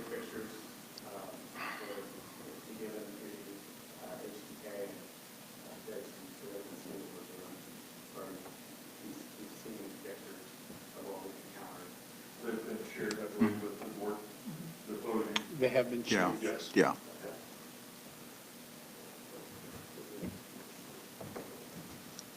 So the request tonight is to add on another allowance of not to exceed $300,000 to do the additional work required by what has been discovered over there. Motion to approve. Okay, motion by James. Second. Second by Sherry. Any other comments, discussion on this? All in favor, say aye. Aye. Opposed? Okay, motion carries. Thank you, Sean, Sean, thanks for being here tonight. coming in tonight. I also want to make a statement to thank Keith. Keith came and visited us from Stormontville, where he gets paid to do his volunteer work for us, to do a tour of this issue, and I appreciate you being there as well to meet with us and talk us through it. But Keith's expertise was pivotal in helping us better understand what we were up against, and so thank you, Keith. Excellent. For coming up. Thank you. Okay, now we get to the fun part. Here we go, Carl. All right.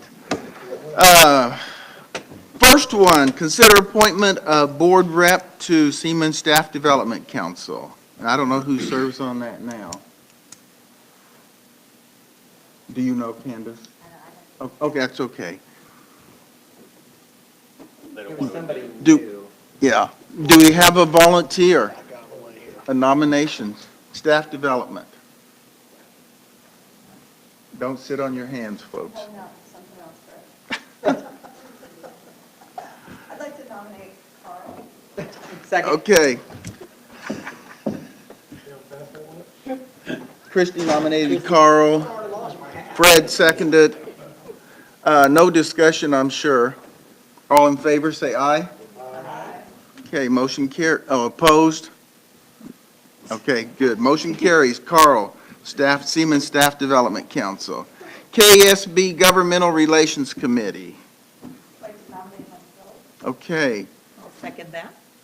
nomination of Christie herself, seconded, Get up early at convention. Hold the flag. yeah, by Sherry. Any discussion on that? All in favor, say aye. Aye. Opposed? Okay. Thank you, Christie. Okay, the favorite board representative on the calendar committee.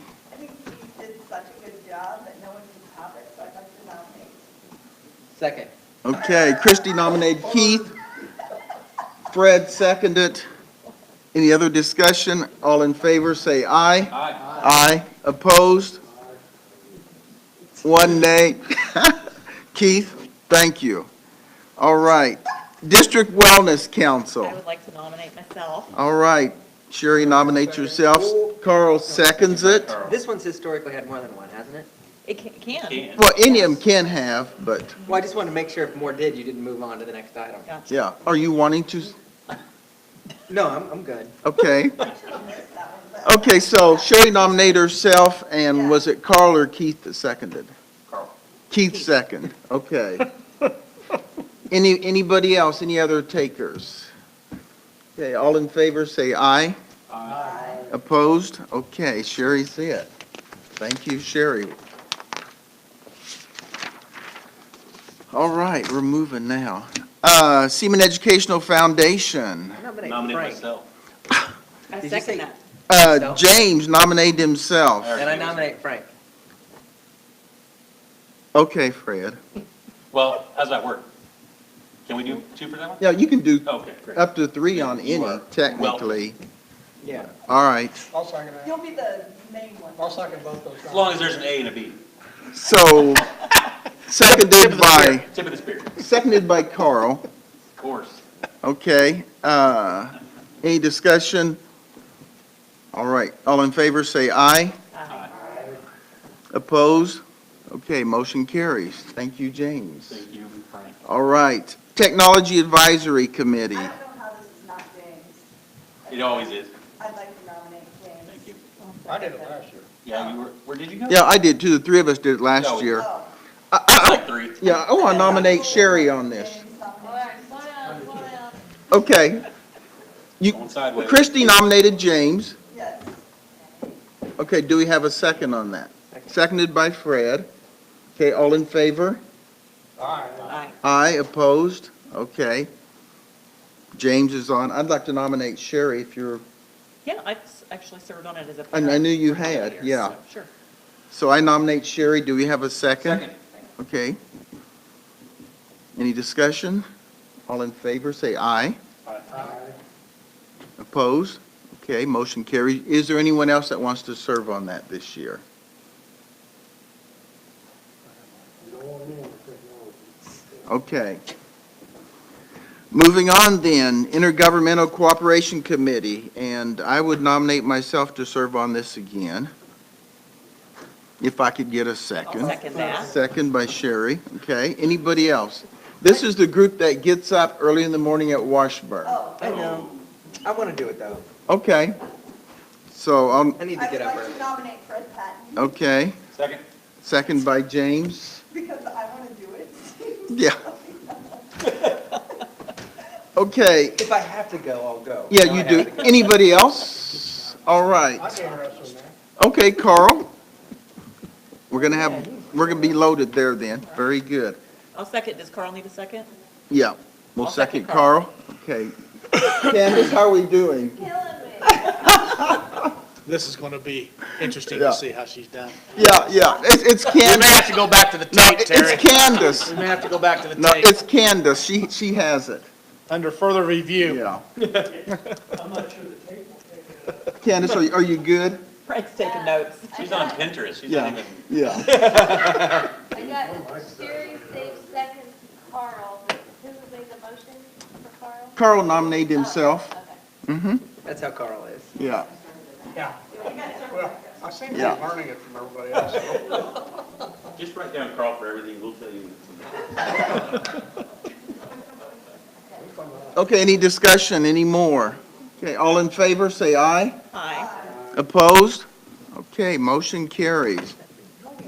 Very good. All right, Early Learning Task Force. I would nominate Christie. No, I nominate Sherry Sage. Okay, we I have a still nominate nomination Christie. for Sherry and She's stuck it for Christie. herself Is down. that you, Frank? Yes, I'd like to serve on that as well. I nominate Sherry I and nominate Frank. Keith. Do I have a second? Okay, Is she calling for seconds now? so we have a nomination Nomination. for Sherry, Christie, and Frank, and a second. Okay, I call a question. Aye. okay, question called, all in favor say aye. Aye. Opposed? What did you say? Question? Just, Yeah, call the question, that's, That yeah, stops debate. yeah. Okay. Who second that? Carl. Early learning task? So, Always Carl. Beat down back at it every year. okay, opposed? Okay, that's it. Very good. We have Sherry, Christie, and Frank on that. Excellent. All right. Now we are down to negotiations. How much time do we need, Mr. Horton?